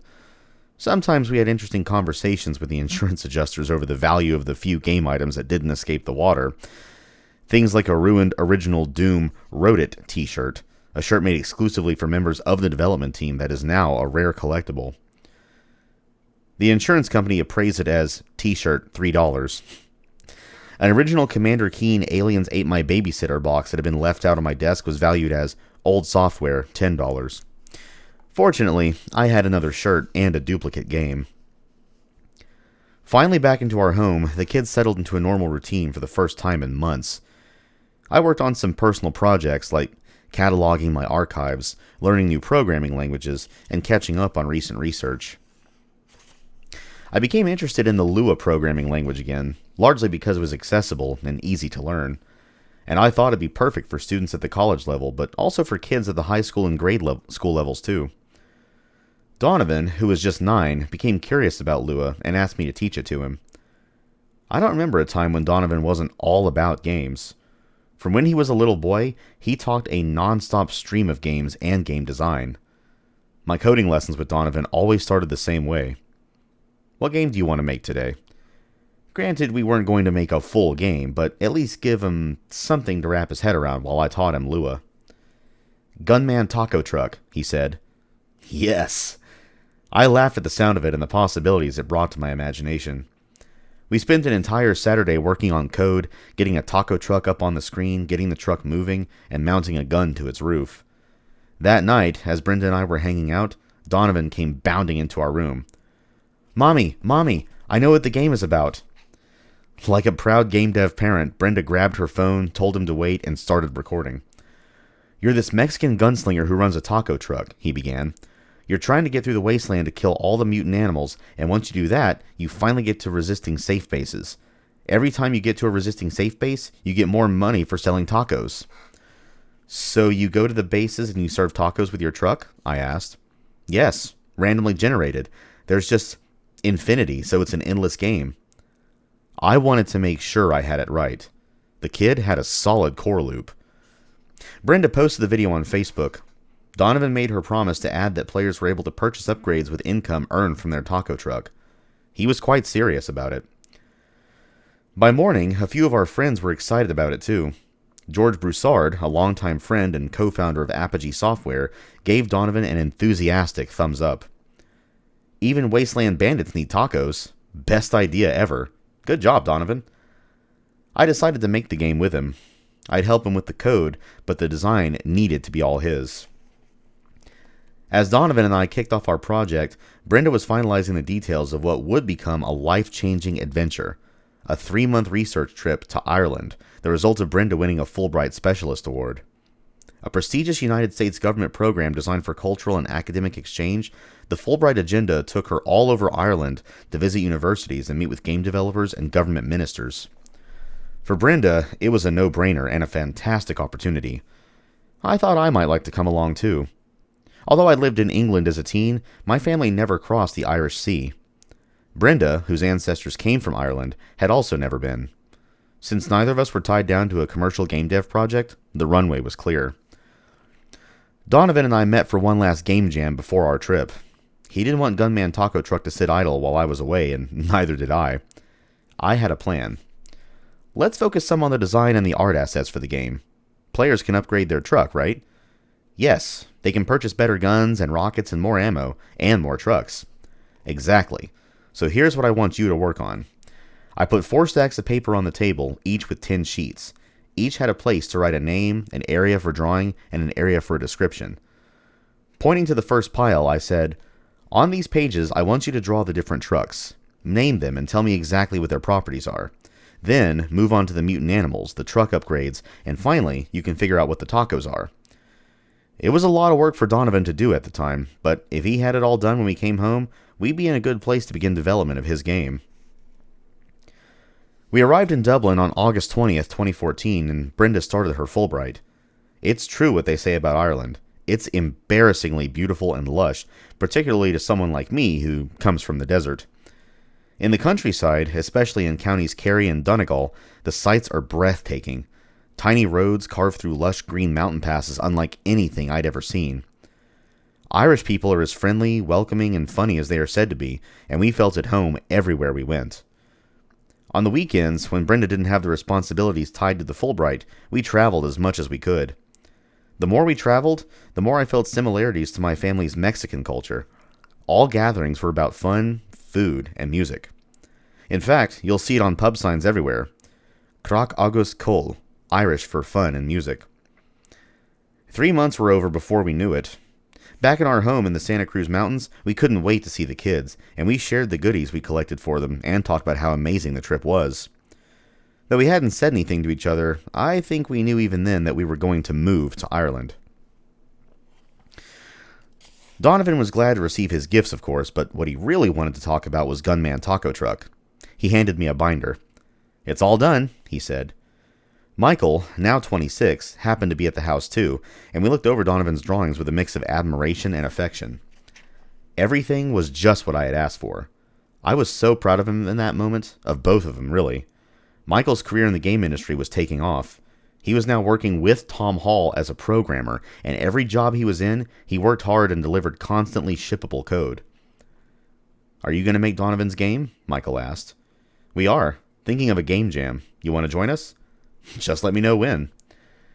I invited Ian Dunbar, an outstanding student in the UC Santa Cruz Master of Science in Game Development program, to join us, and contracted Paul Conway, an artist we met in Galway, to create pixel art for Donovan's game. We met regularly to work on the game and shared great fun and food. After some time, the game was really starting to come together. In March, Dean Takahashi, a reporter for VentureBeat, called us. He'd heard about Donovan's game from Brenda's Facebook post and wanted to write a story about it. The resulting article, quote, "A 10-year-old designs Gunman Taco Truck with help from legendary gaming parents," end quote, opened a floodgate of interest. In April, the Wall Street Journal sent a reporter and photographer to our house and ran a great article about the power of video games to inspire kids to learn to code. It was great coverage for kids and programming, but we wanted to keep Donovan's focus on the game. He joined us in the game jams, playing the game, designing the world map, and helping out where he could. Brenda was nearly finished with her Fulbright report. "You know, the goal of this report wasn't to convince me that we should move to Ireland, but that's what it's done," she told me. "We can live anywhere in the world. Why not Ireland?" When you're here as a tourist looking at the amazingly beautiful scenery, you might not be thinking about Ireland as a tech hub, but it most certainly is. As I write, Ireland is the second largest exporter of software in the world, and 9 of the 10 largest software companies in the world have their European headquarters in Ireland. I was in. Before long, the kids were too. We decided to settle in Galway on the west coast of Ireland. Something about the city's charm got to us. Judging by the amount of times it has ended up on various tourist top 10 lists, it seems it's gotten to others too. It's creative, artistic, and weird in all the right ways. When we asked Irish people where they liked to vacation, Galway was the answer. We made plans to move in the summer of 2015. Coming to Ireland changed the course of our lives for the better, and we are grateful to Bob Jackson of the Institute of Technology Tralee and the Fulbright program whose idea kicked this whole thing off. We felt welcomed as part of the tech community in Galway and in Ireland as a whole, and my Yaqui and Cherokee heritage is celebrated here. I even appeared on RTE, Ireland's national broadcasting network, to discuss Irish donations to the Navajo Nation. My only regret is that we did not move here sooner. As it turned out, I wasn't the only id Software alum in the country. Adrian Carmack had purchased the Heritage, a 5-star hotel in Killinard, County Louth, in 2014. During the move, and while we searched for a house, we stayed at the Heritage, and Adrian and I spent lots of time talking about our shared past, as well as my plans for the future. Chapter 25. The road to hell is paved with good intentions. Adrian and I had been in touch throughout the years, but we really reconnected in 2014 while Brenda and I were driving cross-country from California to New York. We stopped at QuakeCon in Dallas, where Adrian still lived, and had a fun, laugh-filled evening. We spent hours talking about our time at id, by then he had left too, our plans for the future, and the current trends in games in general, and, of course, FPS games specifically. We shut the restaurant down and continued talking in the parking lot until nearly 4 a.m., We connected again in Ireland a month later while we were staying at Adrian's hotel, the Heritage. We talked about everything under the sun, but it was the first time in a long time that I had extended conversations on FPS design specifically. I had been thinking about the next big thing, not just for games, but for me. It had been 15 years since my last first-person shooter. I still loved the genre. When I played games, more often than not, an FPS is what I was playing. I was just waiting for the right idea, the right design, the right moment. Retro-style shooters were picking up steam, but I didn't want to design a retro shooter exactly. I wanted a modern shooter that was cutting edge, like the games we had made at id, with classic elements that would remind players of how fun and visceral these games could be, and that younger players could discover for the first time. Although I was getting excited about designing a new FPS game, it wasn't my top priority. I had to move it to the back burner to deal with everything that came with a move to Ireland. New schools for the kids, finding a place to live, getting our visas sorted. Only when the dust from our move had settled, and we'd leased an office for our newly created company, Romero Games, did I finally turn my thoughts back to designing a first-person shooter. I had a futuristic design percolating, but before I designed something new, I needed a warm-up. As fall gave way to Christmas, I shared exciting news with Brenda. I was going to make a new Doom level. We both realized this was a big deal. I hadn't made a map for Doom since the Ultimate Doom in 1995. On top of that, every map I'd made for a Doom game, Doom, Doom 2, and the Ultimate Doom, had been part of a shareware or commercial package. This time, I'd be making a Doom level as a member of the community I had helped create back in 1993. That year was key. Most Doom modders make maps for Doom 2. It has more weapons, enemies, and power-ups. I had my sights set on the first Doom, though, and for good reasons. First, before I designed a new FPS from the ground up, I wanted to get back in the right creative headspace by returning to a style of level design I knew and loved. Doom was the perfect choice. I know the engine inside and out, and building maps in Doom Builder 2, a free editor written and maintained by Pascal van der Heijden, is fast and easy. Second, the development of Doom was the best sort of chaos. John Carmack was writing the engine, and I was juggling Doomed, level design, and gameplay. When you play a Doom map, anything that happens in that level, a lift that moves, a lever that flips, a button that glows when it gets pressed, lava or toxic slime that burns you, a light that flashes on and off, a ceiling that crushes the life from you, I'm the one who designed and programmed it. I made every map in Episode 1 of Doom knee-deep in the dead, except for a small bit of Level 4, which Tom had designed before he left id, and the episode's final level. I turned that job over to Sandy. He was a great choice. He worked quickly, pounding out smaller maps every couple of days at his peak. That freed me up to focus on Doomed and our distribution plans. In 2015, I saw an opportunity to end Episode 1 the way I would have ended it. It's not like there was anything wrong with Sandy's E1M8 map. On the contrary, I really like it. He made a gloomy, claustrophobic map that focused on pitting players against a small amount of enemies before an encounter with the Bruiser Brothers, the Barons of Hell waiting for them in the boss room. I loved the sight of twin doors opening to reveal the Bruisers, and the two of them striding forward as they roared like Tyrannosaurus Rexes. I would keep that setup, but I plan to make that showdown even more epic. If I had a criticism of the map, it was that, for a final map, it was too small. Looking back at Episode 1, every level was bigger than the one before it. The moments, the encounters, the weapons, the map designs, everything escalated, pushing the player towards a confrontation against the biggest demons they've yet faced. That's what I had in mind for E1M8B, which I called Tech Gone Bad. This was the final level, so I wanted to take the player on a long, grand journey that culminated in an epic boss fight. I applied the tech-based theme that I used for E1M1 through E1M7, keeping the continuity of the episode's environments, and make Tech Gone Bad the largest map in the set. Throughout the map, the player moves in and out of interior rooms and outdoor regions covered in slime. This forces them to adapt as they navigate between safe and hazardous floors, and to fight enemies from different vantage points. Occasionally, the player reaches high positions that give them a view of the level, driving home its scale and letting them scout for regions they haven't explored. Eventually, the player realizes they've been running on top of passageways they haven't explored yet, and they need to find a way to enter them to progress.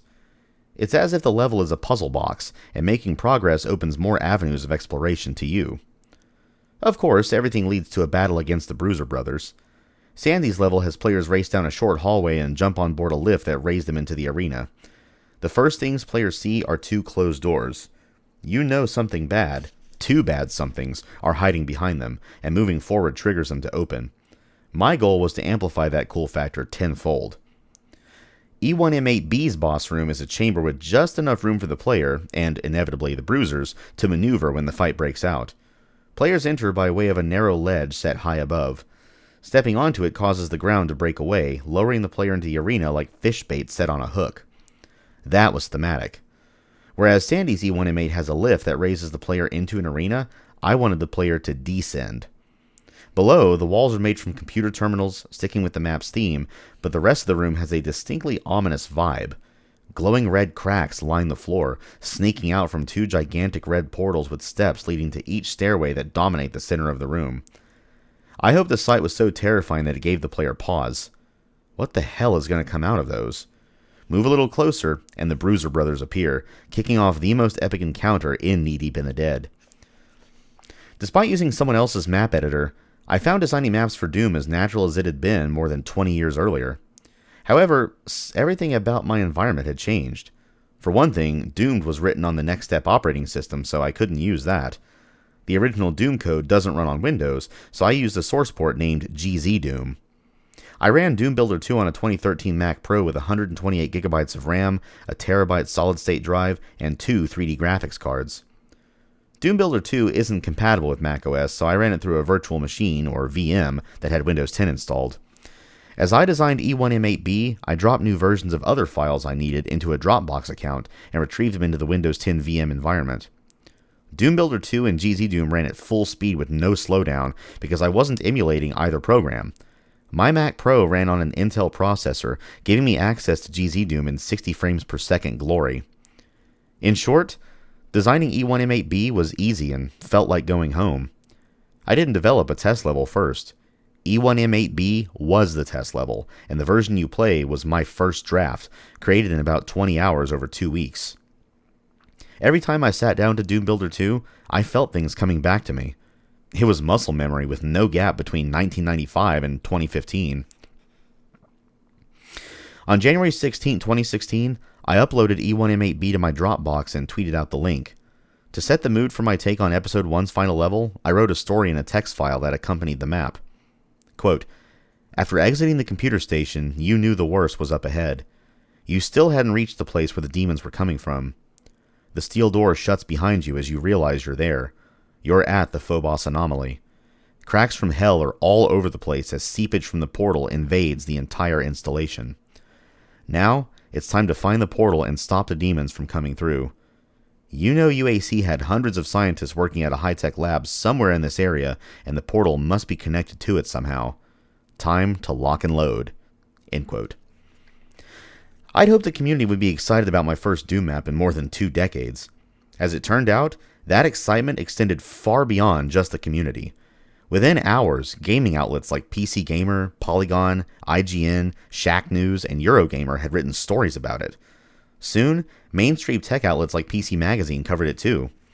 Within 10 minutes, the map had been downloaded thousands of times, and players were already sharing their thoughts with me on Twitter, in forum posts on doomworld.com, and in playthroughs live on Twitch and uploaded to YouTube. Word of my return to Doom went beyond the gaming sphere as well. New Doom level released by game creator John Romero read a headline by the BBC. Behind the scenes and out of the spotlight, I'd already started concepting my next game, a new first-person shooter. At the time, Kickstarter was established as a viable means to fund a game, and I decided that was the way to go. E1M8B was the confidence boost I needed to feel that gamers would embrace a new FPS from me.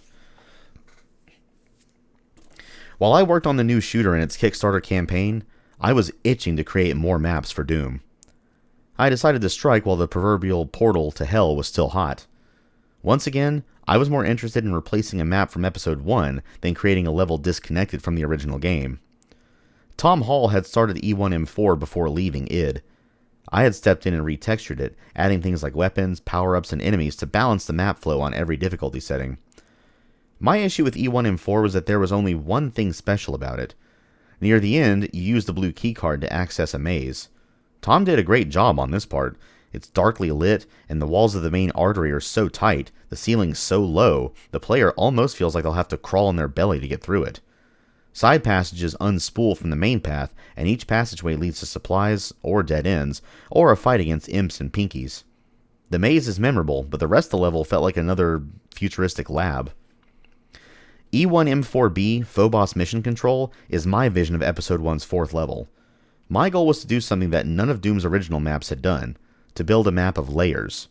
At the start, players think the map is small. Every button they press, every switch they flip, and, in some areas, every step they take, peels back layers. Elevators come to life, stairs rise to let them reach previously inaccessible terrain, and walls drop to show new paths. Every new path hits the player with a surge of excitement as they move deeper into unexplored terrain. E1M4B is especially fun to play in Deathmatch because bringing down walls reveals things like openings players can shoot rockets through to gain a tactical advantage over their opponents. I dropped E1M4B as a surprise on April 26, 2016, just over 3 months after E1M8B, and 1 day after launching the Kickstarter for Blackroom, the new FPS I've been working on over the last few months. The release timing of E1M4B was no coincidence. In my tweet, I described it as more of the classic FPS gameplay I promised to deliver in Blackroom. Fans could download it from my Dropbox, along with a README file on how to play the map and a story to get them excited. With the toxin refinery in the rear view, you make your way to Phobos Mission Control, where the computers crunching the data from the Phobos anomaly are located. You need to use them to gain access to the Phobos lab. But you remember hearing that the computers were tied into all areas of the installation, and that you never knew when the environment around you would change. You need to keep your eyes alert to all movement. This place is not what it seems. I was still in groove from Tech Gone Bad, so the development of E1M4B flowed similarly. It was a few hours in my spare time over 2 weeks, between working on the design and Kickstarter page for my upcoming FPS. My goal was to take what I knew about level design and give fans a style of map they had never experienced in the original game. The positive reception to Tech Gone Bad, the unveiling of Blackroom's Kickstarter, and the surprise announcement of another free Doom map was a triple whammy of positivity for me. Doom fans were ecstatic to experience new levels made by the game's original designer, and the hype around those was transferred to Blackroom's crowdfunding campaign. Chapter 26, Blackroom. Virtual reality was around long before I began making games. The first machine of its type was patented in 1962. The field has made great strides over the past decade thanks to breakthrough technologies such as those from Oculus and Valve Index, more affordable hardware like Sony's PlayStation VR, and popular games like Half-Life Alyx and Beat Saber. But despite VR's growing presence, many players wondered when the tech would become the present rather than continue to be hyped as the future. Around that time I returned to Doom maps, I asked myself a different but related question. What would it be like to work on the far future of VR, years or even decades after the technology had become as ubiquitous as PCs and smartphones? It's a question I attempted to explore in Blackroom, an FPS concept I've been fleshing out while working on E1M8B. I coupled what I thought might be the far future of VR with the possibilities of advanced artificial intelligence. Blackroom was envisioned with design and story at its core.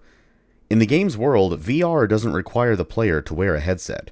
They stand in a massive space called a Blackroom, and a simulation comes to life around them. It's room-scale VR, but in a Coliseum-sized room. In the game, the player takes the role of technologist Dr. Santiago Sonora, the chief engineer employed by Hoaxar Inc., creators of the Blackroom tech. These simulations differ vastly from today's real-world VR, however. In Blackroom, it's more than just fancy visuals. The Blackroom tech dropped users inside a solid simulation.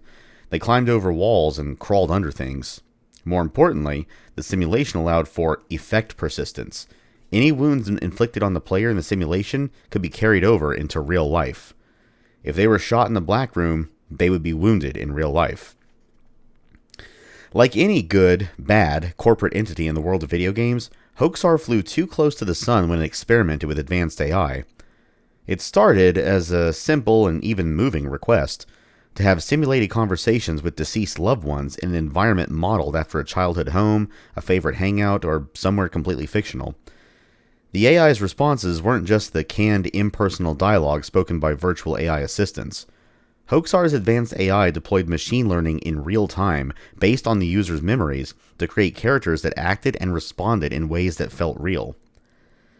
The value of Hoaxar's technology was obvious for entertainment, educational, and military purposes. The company could simulate anything and adjust that simulation in real time based on the user's actions and thoughts. As one of Hoaxar's engineers, the player's job was to enter the simulation, analyze its performance, and address any issues as they arose. Santiago was, in that role, not unlike Half-Life's Gordon Freeman, a well-trained research associate at Black Mesa. Santiago had a variety of tools at his disposal, such as a Boxel, a device worn on his left arm that let him analyze and change the simulation in real time, as well as a drone that allowed him to see parts of the simulation he couldn't access in person.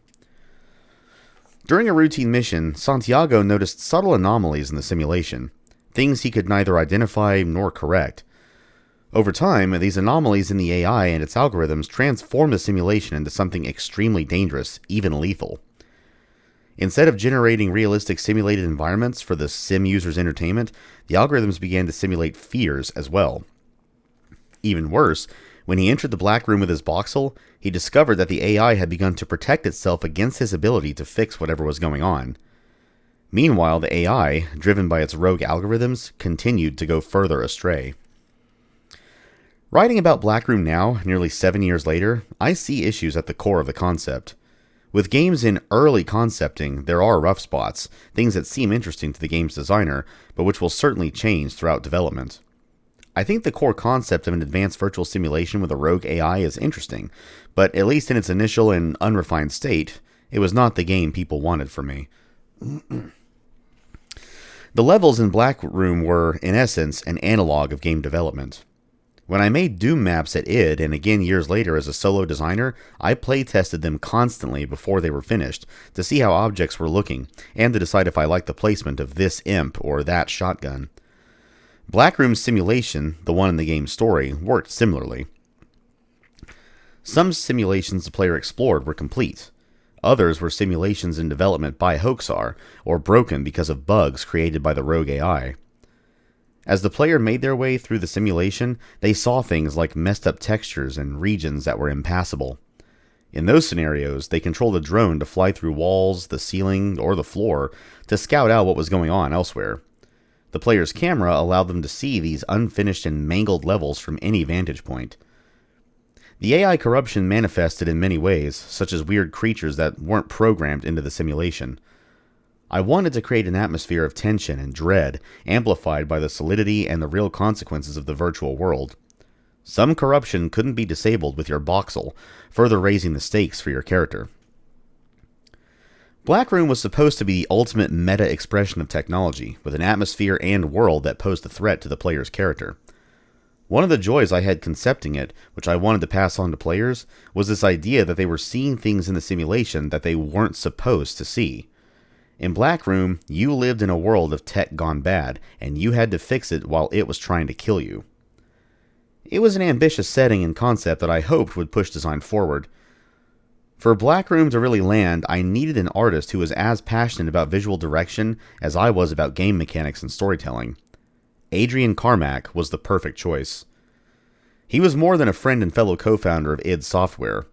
Wolfenstein 3D, Doom, and Quake were all seminal games, and his artistic choices on each game were inspired, but they were arguably most important in Wolfenstein 3D and Doom. Those games were pioneering efforts made by pioneers, and Adrian was the visionary who defined their look, and by definition, the look of the FPS. By the time Brenda and I moved to Ireland in 2015, the concept of Blackroom was taking shape, and I was excited to talk to Adrian about making video games together again. He accepted my offer to become the art director, and together we formed Nightwork Games Limited. Adrian started working right away. He created a brilliant logo with huge, bold letters. The animated version seen in our Kickstarter video was an extension of Blackroom's themes and setting. It's quick and looks like a graphical glitch, the letters fuzzy before they coalesce into the Blackroom title. From there, he moved on to the glitch creatures stalking through Blackroom's corrupted worlds. Some of his concept art, also seen in our video, showed a wide range of settings that manifested in the simulation, such as Gothic ruins. The pitch video is a crucial component of any successful crowdfunding campaign. You can write all the marketing copy to describe your idea and the rewards tied to it, but videos are more accessible. Some ideas, especially for audio-visual mediums like games, are better communicated in video, if the game itself is not yet playable. To craft our pitch video, we hired 2Player Productions, a video production company based in San Francisco, dedicated to generating content rooted in games and game development. 2Player had been involved in projects made by both AAA and indie companies, and had even made a documentary that chronicled the making of Double Fine Adventure, a Kickstarter game made by Tim Schafer and his team at Double Fine Productions, the first game development studio to fund a title on Kickstarter. Our first collaboration with 2Player Productions was a teaser video inspired by Star Wars The Force Awakens that we spun off from our full pitch video. The Force Awakens ends with Rey scaling a mountain and extending a lightsaber to Luke Skywalker, who had been conspicuously absent from the film until that point. It was a fantastic cliffhanger that teased the return of a beloved character fans have been waiting decades to see again. Our idea was to film part of the pitch video in Connemara, a rugged, beautiful coastal region in the west of Ireland, that revealed our return to the genre we had helped to create. The teaser, titled The Return, opened with Adrian looking nervous as he began his climb at the foot of the mountain. He hikes to the top and finds a hooded figure, but wearing jeans, sturdy footwear, and a thick jacket in place of Luke's brown robe. Dramatic music swells to a crescendo as the figure turns slowly and lifts his hood, revealing yours truly. Wordlessly, Adrian hands me a keyboard and a mouse. I take a breath. The camera pans out to show us standing across from each other, and then the finale theme, a nod to John Williams' epic score, kicks in, promising an announcement on April 25th, 2016. The Return was a hit with fans and with Adrian and me. We had a blast making it and felt it was the perfect way to get fans even more excited than they were when I released E1M8B.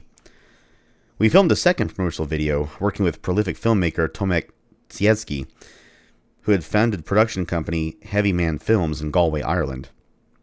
The Return was imitation as flattery, but our video with Tomek was more lighthearted.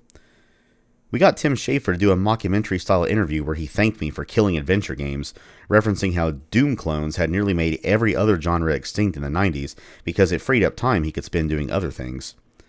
Most of the videos summarize my history in the industry based on sit-down interviews I recorded. Other industry luminaries, such as Gearbox founder Randy Pitchford, who got his start as a level designer on Duke Nukem 3D, and Richard Garriott were kind enough to make appearances and talk about my history in the industry. But the best guest appearance may have been my mom, who reminisced about my creativity as a child and praised me for being such a good boy growing up. He never shot at his mom, she said. The bulk of our Kickstarter pitch video made with 2Player Productions focused on discussion of Blackroom as a concept.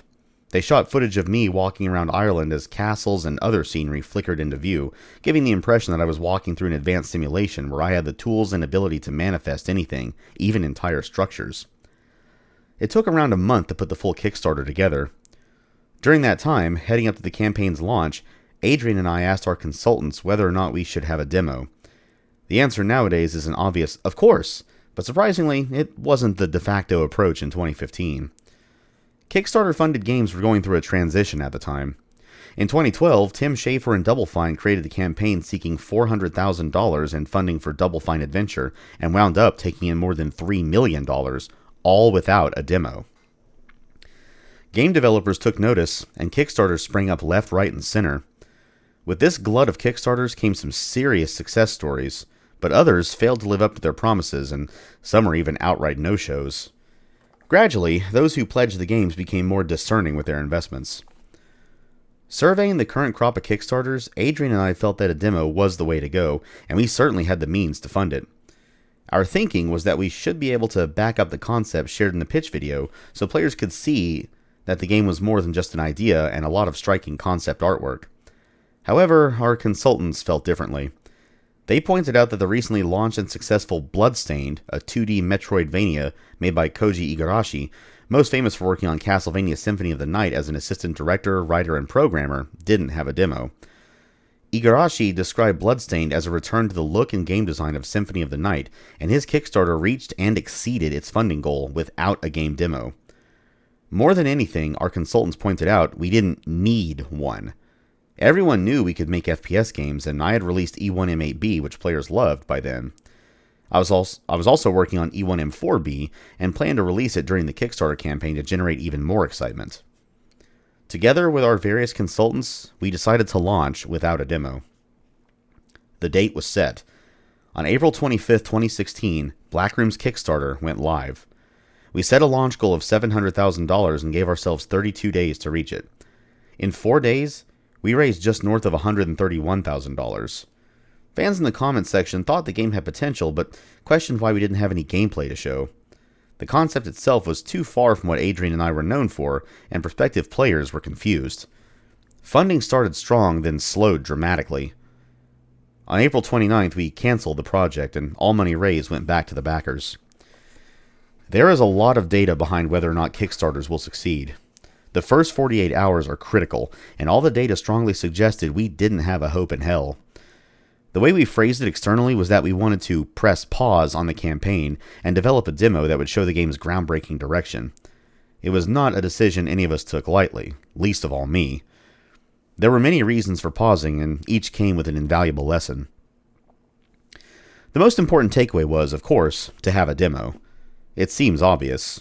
People need to see or test what they're buying. Back in the 1990s, demos were called shareware. You could play a nice chunk of Commander Keen, Wolfenstein 3D, Doom, or Quake, and know exactly what the full game promised. The demo, but more of that. At a minimum, prospective Kickstarters needed a video of the demo so players could understand how the promises of the marketing video and the pitch translated to actual gameplay. The initial concept of a VR simulation and AI gone rogue sounds fun, but it's also conceptual and difficult to grasp. If we'd had footage of a demo, or even a video people could get their hands on, players would have understood the game's goals better. Shortly after ending Blackroom's Kickstarter, I collaborated with expert graphics programmer Keith O'Connor and virtuoso game artist Warren Marshall to build a gameplay demo that communicated the coolness of the game's setting and play mechanics. Our goal was to build a slice of the game that showed off a cool environment, its tech gone rogue aesthetic, and its enemy encounters.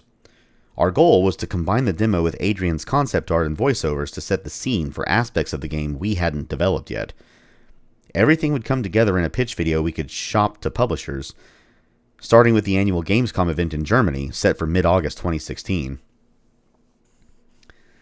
I've never talked publicly about the pitch or the gameplay video until now. At every event I'm asked, "Where's Blackroom?" Here, finally, is the answer. The demo and video have not been released publicly. The pitch video opens with Santiago, our engineer-turned-hero, receiving his assignment. One of Hoaxar's holosims, their term for simulations, is experiencing anomalies. Santiago needs to enter the holosim, diagnose the issue, and repair it. He steps into the Blackroom, an open space with blue grid lines mapped over black walls, ceilings, and floor. A voice announces that the Blackroom holosequence will initiate in 3, 2... As the viewer watches from Santiago's point of view, the simulation loads in like a wave. A realistic environment spreads like water being poured. Blue grid lines fade and are replaced by rocks, trees, and uneven terrain. The player is now outside Ravenscroft Manor in one of Hoaxar's most popular holosim games, The Curse of the Ebon Raven. Its title appears in the sky ahead as, in the distance, the sprawling estate flickers and then solidifies as it finishes loading into the simulation. As Santiago makes his way along a dirt path bordered by large rocks and foliage, he keeps up a dialogue with his partner using the voxel. He's not the classic Space Marine character we popularized in Doom and Quake, known for inarticulate grunts when hunting for secret rooms hidden behind walls. He's an inquisitive, intelligent technologist, and he chats with his partner as she informs him that she has marked instances of bizarre activity for him to investigate.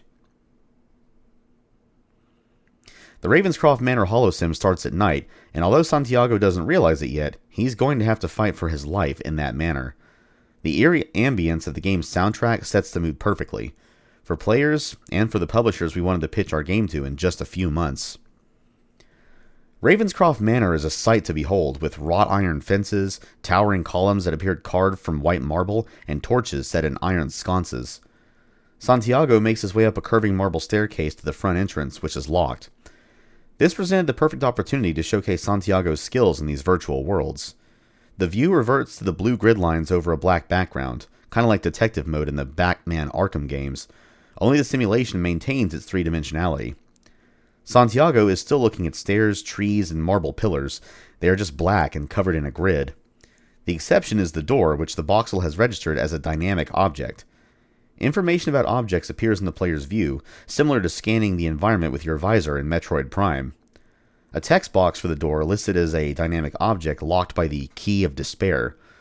Players can use the key, but it's hidden in the catacombs beneath the nearby town of Rankleton. These names were placeholders. Santiago doesn't have the key, and since he's under some time pressure, he uses his voxel to remove the door. Remember, he's an engineer who works for the company that makes these simulations, not just a Hoaxar client going through them.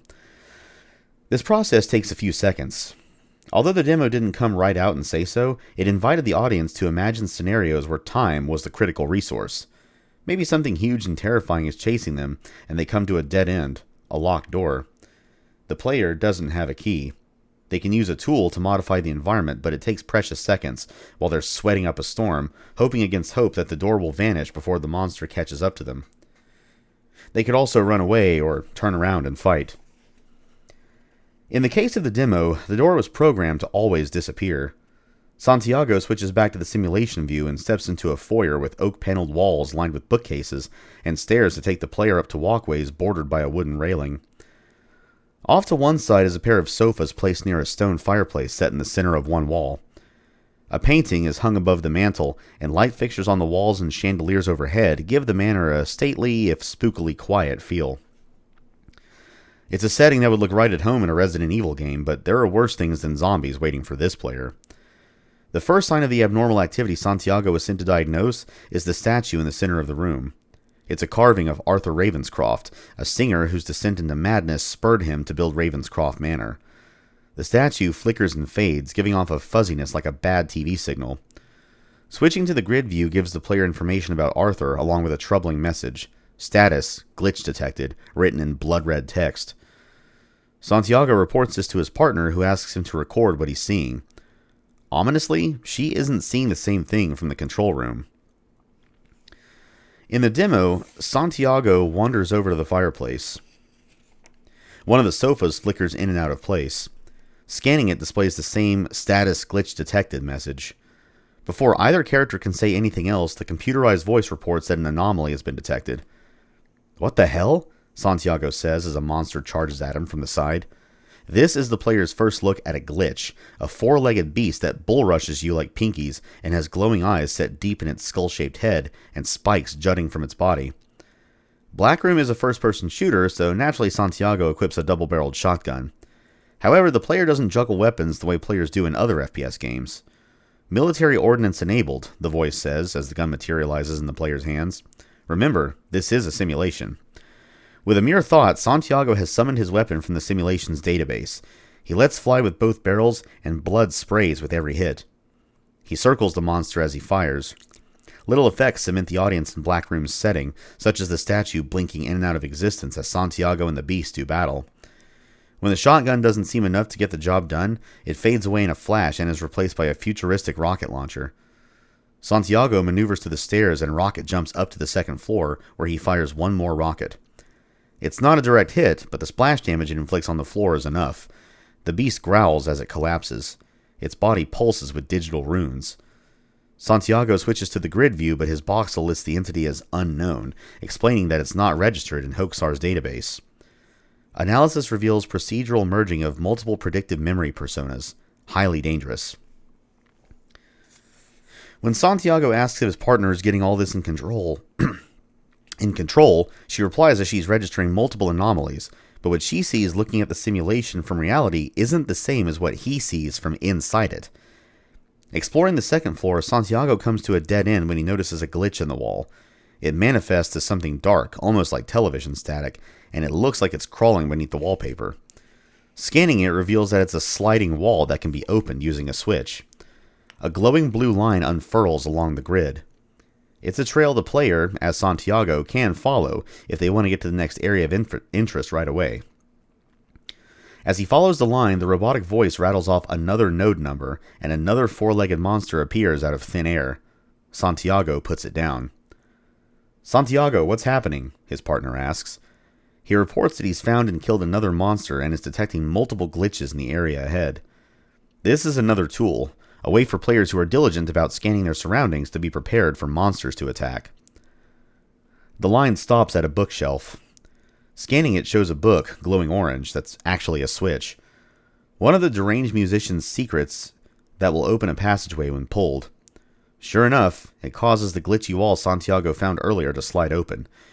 He has to backtrack to get there, but he can move in gliding bursts, one of many abilities at the player's fingertips as an engineer with almost total control over simulations to cover ground faster. Entering the secret passage, Santiago finds a rug containing a glitch and a mysterious portal at the end of one corridor. As he moves towards the opening, the walls, floor, and portal flash and flicker rapidly, signaling the worst glitch he's encountered yet. Through the portal, he gets a view of a colorful fantasy world, something he absolutely should not be seeing. He steps through and the haunting music is swapped out for an intense metal track, signifying a change in tempo and setting. His partner panics and informs him he's disappeared from the Curse of the Ebon Raven simulation. He reports that he's in a completely different, unknown holosim. Before she can respond, the computerized voice calls out the presence of another node. In Santiago's periphery, the wings of the biggest monster yet beat at the air. The screen fades to black, and the Blackroom title appears. The demo is over, and so is Santiago, if the player didn't handle that situation well. Now, the pitching process could begin. Keith, Warren, and I were thrilled with the demo, and with the video walkthrough of it we put together to show it off. I traveled to Gamescom and gave our Blackroom presentation to multiple publishers. Publishers liked the demo, and a few of them were very interested. Talks went back and forth, but none panned out. In the end, it came down to the game having already failed publicly in its Kickstarter. Behind the scenes at game development studios, ideas are a dime a dozen. Sometimes those ideas make it to concept and demo phase, like Blackroom did. Sometimes they make it past that and go on to development and release. There's a figure I sometimes hear kicked around in the game industry. For every 10 games started, 1 makes it to completion. I suspect it's actually more games started than that, like for every 100 games pitched in demo form, 1 makes it to completion. Even that estimate might be generous. Kickstarter gave people outside of game dev a chance to see behind the scenes. A game concept coming to life, getting a demo, but ultimately not succeeding. In a sense, it wasn't much different than the original attempt at Quake in 1991. We had a demo for it, but we decided not to go forward. With Blackroom, the decision to not go forward wasn't exactly ours, but it was definitely the best decision in the end. In the weeks and months after halting the Kickstarter, we received inquiries from countless outlets who wanted to know what was happening with the game and where we planned to take it next. We decided its public story would end there. Perhaps there would come a point in time when we could tell it, we reasoned. This is that time. Blackroom was a concept that became a demo, and that's all it was destined to become. It was time to focus on other games. Chapter 27. The Icon of Sin returns. I had expected E1M8B and E1M4B to make news in the gaming scene, but I never could have expected how long of a tail Doom had. Gaming, like all technology sectors, moves at the speed of light. New games come out and are forgotten in a heartbeat as players move on to the next new thing. Doom fans, on the other hand, visit the old levels as if they are coming home. In late 2017, Doom fans were still uploading playthroughs of my recent Doom maps to YouTube, still commenting on videos, still tweeting at me about them, and still asking questions about Doom's development and legacy. It is such an incredible and dedicated community. Amid all the comments and video uploads, some players posed a good question. When will you make a full episode? In Doom, modders can build and release a single map, or they can release a pack of maps called a megawad. Other fans went on doomworld.com and asked the same question in forum threads. It just so happened that I was being asked that question over and over in late 2017 when I realized Doom's 25th anniversary was 1 year away. The timing seemed perfect. I decided to celebrate a quarter century of Doom by releasing a megawad. I could build a megawad in my spare time when I wasn't working on company projects. There were lots of questions to answer. What did I want the megawad to be about? What should it look like? What theme and gameplay features should guide its design? At that moment, none of those questions had answers. There was a single idea. Make a new episode of Doom, 8 regular levels and a secret map. As I thought about the episode, it started to take shape. E1M8B and E1M4B had been tech-based levels because those fit the theme of Episode 1. Since I was making a brand new episode, I wanted to design it using a theme I'd never used when we were making the game. Hell. Sandy Peterson designed every map in Episode 3, Inferno, while I was laser focused on building Doomed. Sandy was fast. I dipped my toe into Hell in E1M8B, painting the glowing cracks along the floor of the first room right through to the boss room where you fight the Bruiser Brothers. This time, I wanted to take you to Hell and keep you there for 9 levels. Choosing Hell as a theme helped me decide where to place the episode within the other episodes. Back in 1995, we made Episode 4, Thy Flesh Consumed. It's by far the toughest chapter of Doom, but I set out to change that. My episode would fit between Thy Flesh Consumed and Doom 2. I chose Sigil as the title. A sigil is a symbol of magical power, and I wanted to extend that definition to serve as the theme of these levels. When I was thinking about where the episode could take place, I went back and played the final map of Thy Flesh Consumed, Unto the Cruel. I noticed that the final teleporter has some weird texture issues. That was something we didn't catch before shipping the Ultimate Doom. I wove that glitch into my story. When you step into it, it doesn't transport you back to Earth, where Hell has invaded. Instead, a mysterious sigil causes the teleporter to malfunction, transporting you to the deepest, darkest, hottest pits of Hell. The thing about Doom's 3rd and 4th episodes is that even though they take place in Hell, the satanic imagery we use was kind of light. I wanted to push the envelope, so Brenda and I hunted for artwork that evoked Satan and eternal damnation.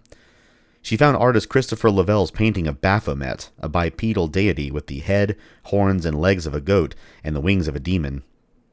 Lavelle's painting, particularly the colors and textures he used, would look right at home on the cover of an Ozzy Osbourne album from the 80s. But the best part of it is a detail that you might miss unless you look closely. In the center of Baphomet's forehead is 666, the mark of the beast, but the numbers are twisted so that they almost resemble the symbol for atomic energy. It evokes terror, heavy metal, and pure evil. Just the cocktail of elements I wanted to imbue Sigil with. I worked Baphomet into my story. The teleporter in Unto the Cruel did not malfunction by coincidence. Baphomet sabotaged it by placing a sigil inside it.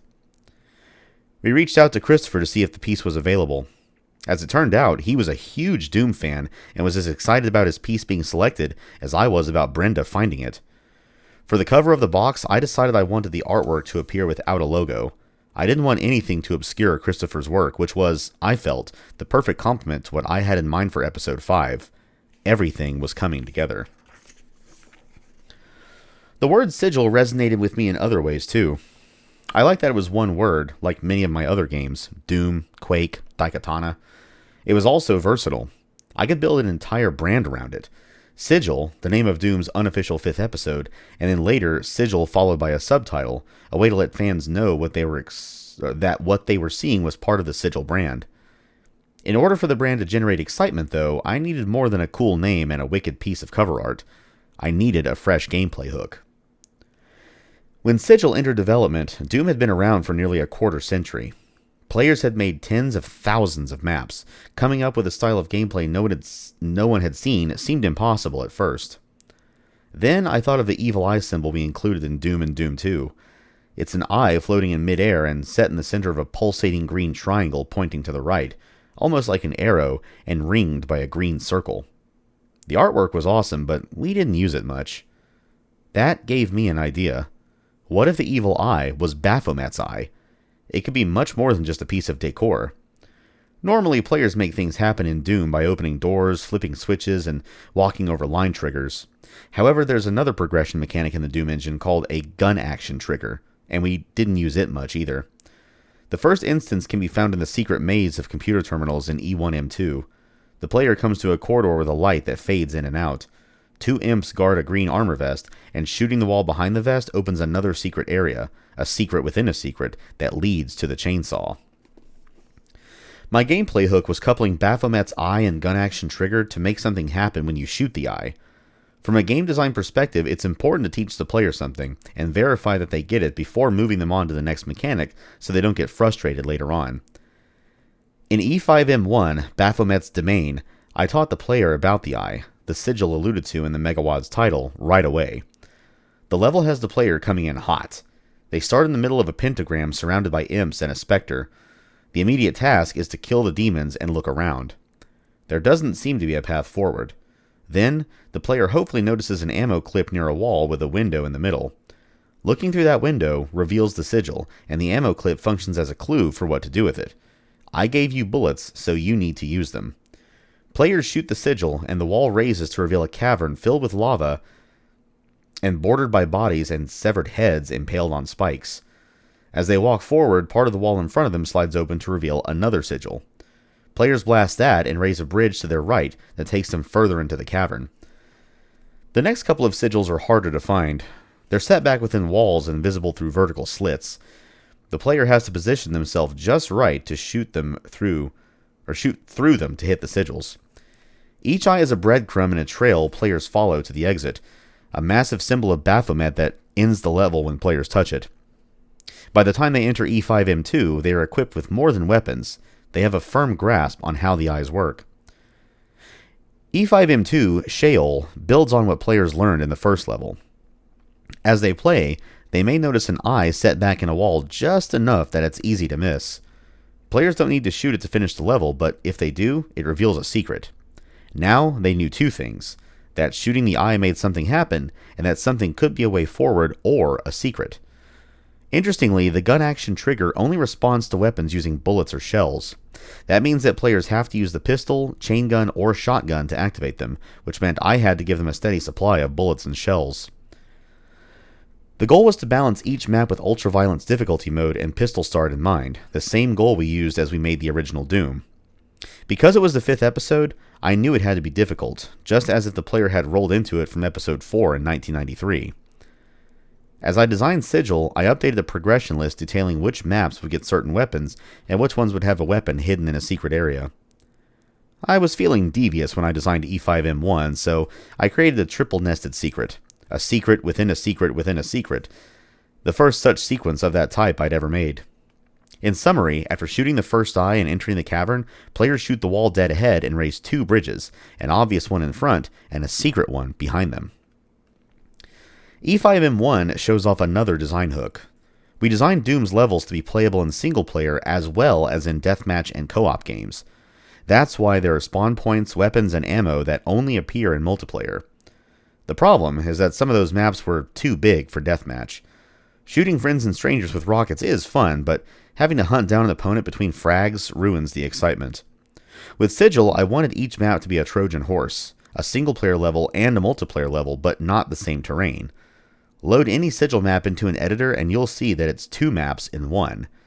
There's the area players access playing solo, and an entirely separate area built with multiplayer in mind. I came up with this idea on February 18, 2018, and was convinced I was the first Doom map maker to do it, until I found Wrecker. Wrecker is a megawad by Matthew Little, known as Reve, that replaces all 4 of the Ultimate Doom's episodes with 4 brand new ones. The day Wrecker came out, I was reading reviews and learned that Reve had built a separate deathmatch arena into each map. I couldn't help laughing. Wrecker ended up releasing first, and I gracefully surrendered the honorific first title. It made me happy to see others still trying to innovate within Doom, too. I needed to add something new to the deathmatch experience to see if I could one-up Wrecker, and figured some players might like to play deathmatch in the single-player maps. I solved that by adding a way for players to connect the single and multiplayer sections of each map as they played. In a deathmatch session, each player must flip 2 switches which are set far apart at the same time. After throwing the switches, both players must go through teleporters that transport them to the single-player section. This implementation forced both players to agree to expand the terrain where they're playing. If one player wanted to stick to the deathmatch area, they didn't just flip one of the switches. Also, knowing that some of those single-player areas would be too large for a good one-on-one deathmatch, I added some new walls to constrain the space a little on each map where needed. E5M7 was Sigil's first designed map, and originally I intended it to be its 5th. But by the time I finished with it, it was, to that point, the largest map I'd ever designed, and it ended up being the largest in the episode. It's got a nest of secrets to discover, and it's brutally difficult. To open the episode in E5M1, the first room I made was also not the starting room. It was the lava cavern players entered after shooting the Sigil to leave the first room. Players were on bridges bordered by lava. If they fell in, they would have to scramble to climb out. Full of shotgunners and imps, players had to be mindful of their footing as they dodged fireballs, or they would strafe right off the bridge into the lava. I approached the design of levels for Sigil the same way I approached levels for Doom, Doom 2, and the Ultimate Doom. First, I imagined an opening scene. The first thing the player sees or hears in a level sets the tone and pacing for the rest of the level. Next, I created an area that players would visit multiple times, a landmark they would come to recognize as they opened up parts of the map and discovered how everything connected. Finally, I kept the design of each map tight. I don't do sprawling levels. They get too chaotic and distracting. I want my levels to feel like roller coasters, high points of excitement broken up with exploratory lulls for the player to get their bearings. While I'm making a level, as always, I play through it hundreds of times. Even the smallest change necessitates a replay to see how it feels. I listen to music while I work. During the development of Doom, I was at my keyboard with the tunes of Queensryche and Lynch Mob flowing into my ears. On Doom 2, it was Alice in Chains and Vince Guaraldi. When I made Sigil, I listened to Buckethead's music non-stop. Buckethead is one of the most creative musicians around, and I've been a fan since he started in the late 80s. I mentioned to Brenda once that I wished I could use Buckethead's music in Sigil. Having listened to his music constantly throughout development, I just couldn't imagine Sigil sounding any different. "Why not ask?" she said. She had a point. The worst that could happen is he would say no, and that would be no different from where I was without his music. Why not? I sent him an email, and after a couple of months, his representative answered. It turned out Buckethead was a Doom fan. This had happened once before when Trent Reznor and Nine Inch Nails told us they played Doom on their tour bus between shows and would love to write the soundtrack for Quake. Buckethead was gracious enough to let me license any songs I wanted, but the cherry on top was he wanted to write a brand new song for Sigil. I had no idea what it sounded like or what it would be called until the day I got a link to it. As a huge Buckethead fan, words fail to describe how I felt listening to a song that the virtuoso had composed for my game. Even writing about it now, it feels unreal. I was honored by his generosity and made his new track, Romero 1 Mind Any Weapon, the background music for E5M1. For the free version of the game, I worked with musician James Paddock. Paddock was already well known in the Doom community, and his work is excellent. Like Buckethead, I selected scores from Paddock's existing work that best fit the levels and the feeling I was going for. Licensing to Buckethead's music was one reason I needed to consider all the source ports of Doom that have sprung up since John Carmack released the game's code in the late 90s. The larger reason was that Sigil's map design was incompatible with certain versions. All versions of Doom can be sorted into two categories: those that adhere to the same rules and limits of the Ultimate Doom, and those that have bells and whistles, such as allowing for more line segments. In Doom parlance, this is known as limit removing, literally removing the limit of how many lines you can have in a level. Some older Doom source ports support them or let you enable or disable them, but many don't. I released two versions of Sigil, one for each generation. The older generation complies with the original game's compatibility, such as MIDI soundtrack by James Paddock, while the new generation's release uses MP3s and supports added complexity in the map design. Really, I was working on 3 WADs at once. There was the Sigil Mega WAD, the Music WAD, and another WAD called Sigil_Compat for the old generation. As an example of compatibility, the old generation of Doom cannot register any episode beyond Thy Flesh Consumed. Running Sigil_Compat on any old gen release will replace Episode 3, Inferno, with Sigil. You can still play Inferno, just not while you're running the Sigil Mega WAD. There are all sorts of technical issues in Doom's engine. The only people who know about them are people who have analyzed the source code, and people like John Carmack and me because we wrote it. That knowledge gave me the advantage of understanding Doom's tech at the deepest, lowest level. It's like the difference between a high-level programming language like C and a low-level language like assembly. If you're fluent in assembly, you can get down into the guts of a computer's hardware and manipulate it in ways that add incredible amounts of performance to your software. Looking at Doom's source code reveals a hybrid of C and assembly language. That combination made Doom fast, sleek, and cutting edge. Another example of compatibility changes can be found in E5M6, Unspeakable Persecution. The map's defining feature, the landmark architecture, is a maze patrolled by a cyberdemon. I'm thrilled with how the area came together. There are monsters all around the maze, and the player's goal is to climb to higher ground above it while avoiding fireballs thrown by the Baron of Hell camped in a nearby tower. The cyberdemon stomps around the maze like the Minotaur in Daedalus' Labyrinth from Greek mythology. It is utterly terrifying as a player to know the cyberdemon is seeking you out while you desperately try to escape. But as cool as the maze turned out, I also enjoyed crafting the area before it. Like many regions of Sigil, E5M6 is a dark level. It is the depths of hell, after all. There are places so dark that the best way to fight monsters is to wait until they walk across a lighted area or a light source, such as a torch. The area before the maze is a river of blood that inflicts damage as the player wades through it. 3 Barons of Hell teleport down there to hunt them, and the only way out for the player is by finding lifts that raise them onto safer terrain.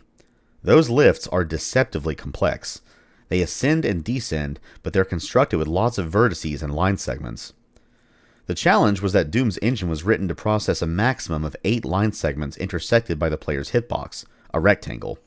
That meant I had to simplify the line segments that made up those lifts, or they would be unusable. I didn't mind striving for compatibility at all. The reception to E1M8B and E1M4B assured me that millions of players welcomed more Doom levels, and I was determined to meet their expectations. Before releasing Sigil, it needed to pass through its own gauntlet. Even though I've been making Doom maps since the beginning, my maps are never perfect out of the gate. Every game goes through testing, and Sigil was no different. Boris Du Klimesh, Zacer, Michael Ubergeweiss Shop, Flambeau, and Keyboard_Doomer were my playtesters for Sigil, and their feedback was invaluable. Even before playtesting, my process was iterative. Sometimes I'd come up with an idea for one map while I worked on another, or I'd think of a hook for a deathmatch arena that I felt was so cool I had to go back and make sure it was in all of them. In designing a game, I expect my early maps to be altered during the development process as I come to understand the aesthetic of an episode. It's why I make my first level last. It's the first thing players will see, and by then, hopefully, I'll be at my best. Most times, my iterations come from seeing the level as a player. I work on a level for a minute or two, play it, and explore how it feels. Designers can't know how the adjusted hallway, or the change they made to a weapon's damage, will affect the flow of their level and the player's perception of the space or a game's systems without testing it over and over and over, long before anyone else weighs in with feedback. So often during Sigil I moved through areas before adding any monsters because I had to know how an area looked, how it felt to interact with, and be in that space before even thinking about encounters. By the time a level was truly finished, no more adjustments, no more playtesting, I had played it hundreds of times. I code the same way. Code, test. Code, test. My launch plan was staged depending on what players wanted. As a collector of big box PC games, I wanted Sigil in a big box too. It was for that reason that we had licensed Christopher Lavelle's Baphomet. I planned to release the Megawad for free online with James Paddock's excellent MIDI soundtrack. If people wanted the licensed Buckethead soundtrack, they had to purchase the version that included it. Many players knew Sigil would be released for free, and most of them were content to wait for the free version. I knew that too, and was fine with it. Limited Run Games was enthusiastic about entering into a manufacturing and distribution relationship with us. Up to that point, they had specialized in curating physical editions of retro or indie console games and games that had only been published digitally. Sigil would be their first PC game. We devised a roadmap that offered 2 physical versions of Sigil. The Beast Box was positioned as a top-shelf item for collectors, featuring an oversized box inspired by the id Anthology box and boasting Christopher Lavelle's artwork. Each box was individually numbered and signed by hand. Inside the box, there were some great collectibles, including a USB drive shaped like a 3.5-inch floppy disk, an art print signed by Christopher Lavelle, a large pewter statue of my head on a spike as a wink and nod to Doom 2, a t-shirt with Baphomet on it, and lots more. The second box, called the Big Box, was much less expensive and came with fewer collectibles, but would satisfy any Doom fan who experienced sticker shock at the Beast Box's price tag. It also featured another of Christopher Lavelle's pieces on its cover. We announced Sigil on December 10th, 2018, the day Doom turned 25. That same day, we announced a 2-week window to order the Beast Box and Big Box physical editions. We sold thousands of boxes, making Sigil an instant success for us and for Limited Run Games. On May 31st, 2019, we finished manufacturing and shipped all the products to our customers. When everyone had it in their hands, I released the Megawad for free online. It has since been downloaded more than 1 million times. Fortunately, positive reviews and comments flooded in. Every fan who tweeted their review to me, streamed the game, or took the time to share their opinions about the game on forums meant the world to me.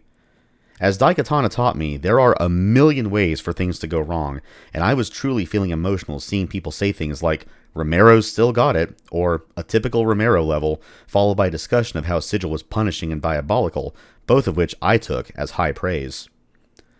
A highlight was spending hours on Twitch watching players experience Sigil for the first time. For game creators, the opportunity to watch your audience experience your product in real time is invaluable. I ended up altering a couple of things because of those plays too. Among the first was the E5M4 Crusher Maze. It was too difficult for players and ruining their experience, so I made it easier. I also addressed most of speedrunner extraordinaire Zero Master's exploits. At the end of the year, I was honored when Doomworld.com named Sigil a runner-up for a 2019 CAC Award, annual awards given out to honor the best Doom levels, WADs, and total conversions released that year. In their write-up for the CAC Award, they described it as, quote, "the most anticipated, previewed, played, pored over, replayed, analyzed, praised, and shat on release of the year," end quote. In 2016, they had awarded E1M8B the best of the year. But the review that meant the most to me didn't come from critics. After Bethesda and id Software re-released Doom and Doom 2 in 2019, I got an email from Kevin Cloud. I hadn't talked to him since QuakeCon in 2014, and it was great to catch up, but he wasn't emailing just to say hello. I was floored when he explained that the team had curators looking for Megawads to release as free content, and they would love to feature Sigil. Sigil's availability through an official Doom release felt like coming home. It had been welcomed as an unofficial/official 5th episode of Doom, one 25 years in the making. The release of Sigil provided me with an education of sorts. The positive response let me know that people still had as much fun playing my levels as I did making them. Fans started asking for a sequel Megawad to Sigil right away, and I plan to release Sigil 2 for Doom in time for Doom's 30th birthday on December 10th, 2023. A Megawad for Doom 2 is also underway, and I've already published a teaser. As a show of support to Ukraine following Russia's invasion in 2022, I released One Humanity, a single-level WAD for Doom 2 that is part of an upcoming 32-map Megawad. One Humanity costs €5, and 100% of it goes toward the Red Cross and UN Central Emergency Response Fund. As of the date of this writing, just over €40,000 has been donated. As for the rest of the upcoming Megawatt for Doom 2, I'm going to take a page from id Software's playbook and say, when it's done. All these projects are made in my spare time when I'm not designing my main project. In July 2022, Romero Games announced that we partnered with a major publisher to develop my next first-person shooter. It's not a Megawatt, it's not Blackroom, and it's not a retro-style shooter. It's a modern shooter that pairs modern tech with a combination of old-school and contemporary design sensibilities. First-person shooters have undergone major evolutions since we created and popularized the genre in the early 1990s. For most of that decade, the FPS genre did not exist, at least under that name. Everyone called them Doom clones, and that's what they were, imitators that looked to us as the pioneer in tech and game design. Now, there are more subgenres than I can count. Military sims, tactical, arena, battle royale, competitive, retro, multiplayer online battle arena or MOBA, shooters, hero shooters, the list goes on.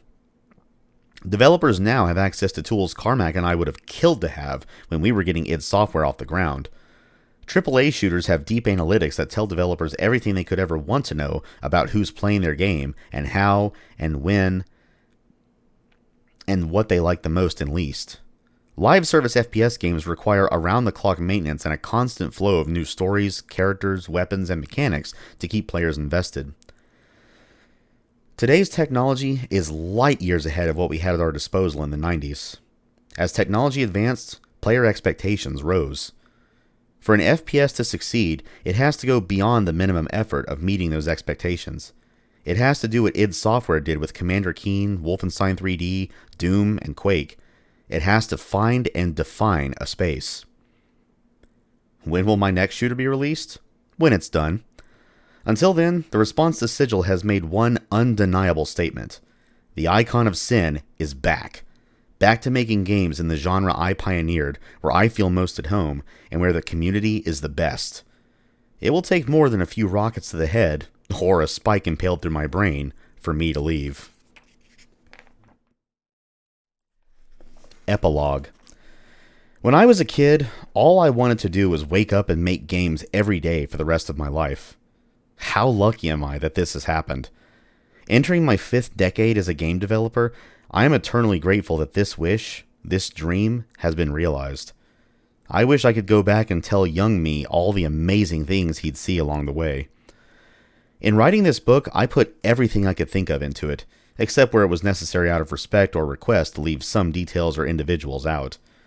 I purposefully focused on the positive and did not dwell too much on the negative, except to explain the facts about a situation with the hope that people might learn from my challenges and see that anything can be overcome. I believe I am a lucky person, and so when faced with seeming difficulty, I tell myself that there is a reason for it, an upside. Growing up poor meant few toys, but it also meant that I had to learn to make it my own fun. Contracts canceled and business difficulties paved the way for new opportunities. While the games industry has many colorful characters, people make mistakes and bad decisions, me included. On the whole, though, I have nothing but gratitude for my life in games and for the people I have worked with and for. Everything that happened has got me here and given me experience and perspective. I've tried my best to share my passion for this incredible industry, for the beauty in games, game design, and code. I hope those starting out in game development find something here that is of use. From that first moment you start working on a game, you are one of us. Seek out game development communities online, or join a local game jam. Working with other developers to create and finish a game gets you on your way. Early in my career, I worked on multiple games at a time. Start small and get some practice. Try remaking a classic arcade game to get a feel for things before you attempt to make a giant RPG. Carmack, Tom, and I had each been making games for 10 years before we started working together. It was another few years before we made Doom, and that was my 90th game. Give yourself time to get good and don't be dissuaded by setbacks. Game development is like gameplay. Load your save and try again. Likewise, I hope those who feel like they are struggling or are the odd one out see themselves in the various ups and downs of my life. I deeply believe that technology is transformative, and it can take someone from nothing to something. The game industry is a culture created by the outsiders, the kids who didn't fit in, the ones who listened to and loved Black Sabbath, Judas Priest, D&D, and Aliens.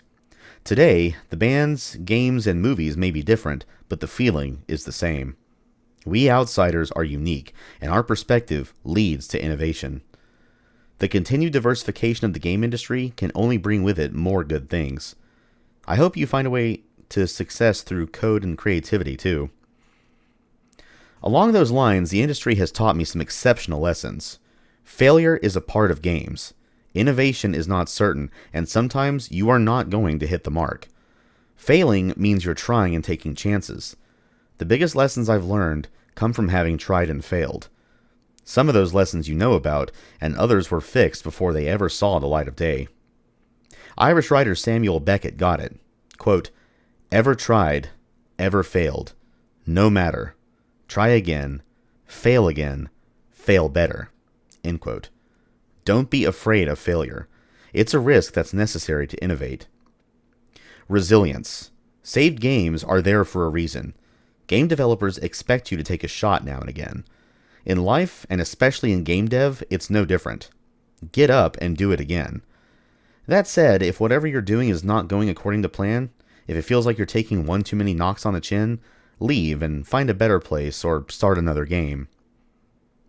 Execution is everything. Success is not defined by an idea. It is determined by your ability to execute on that idea.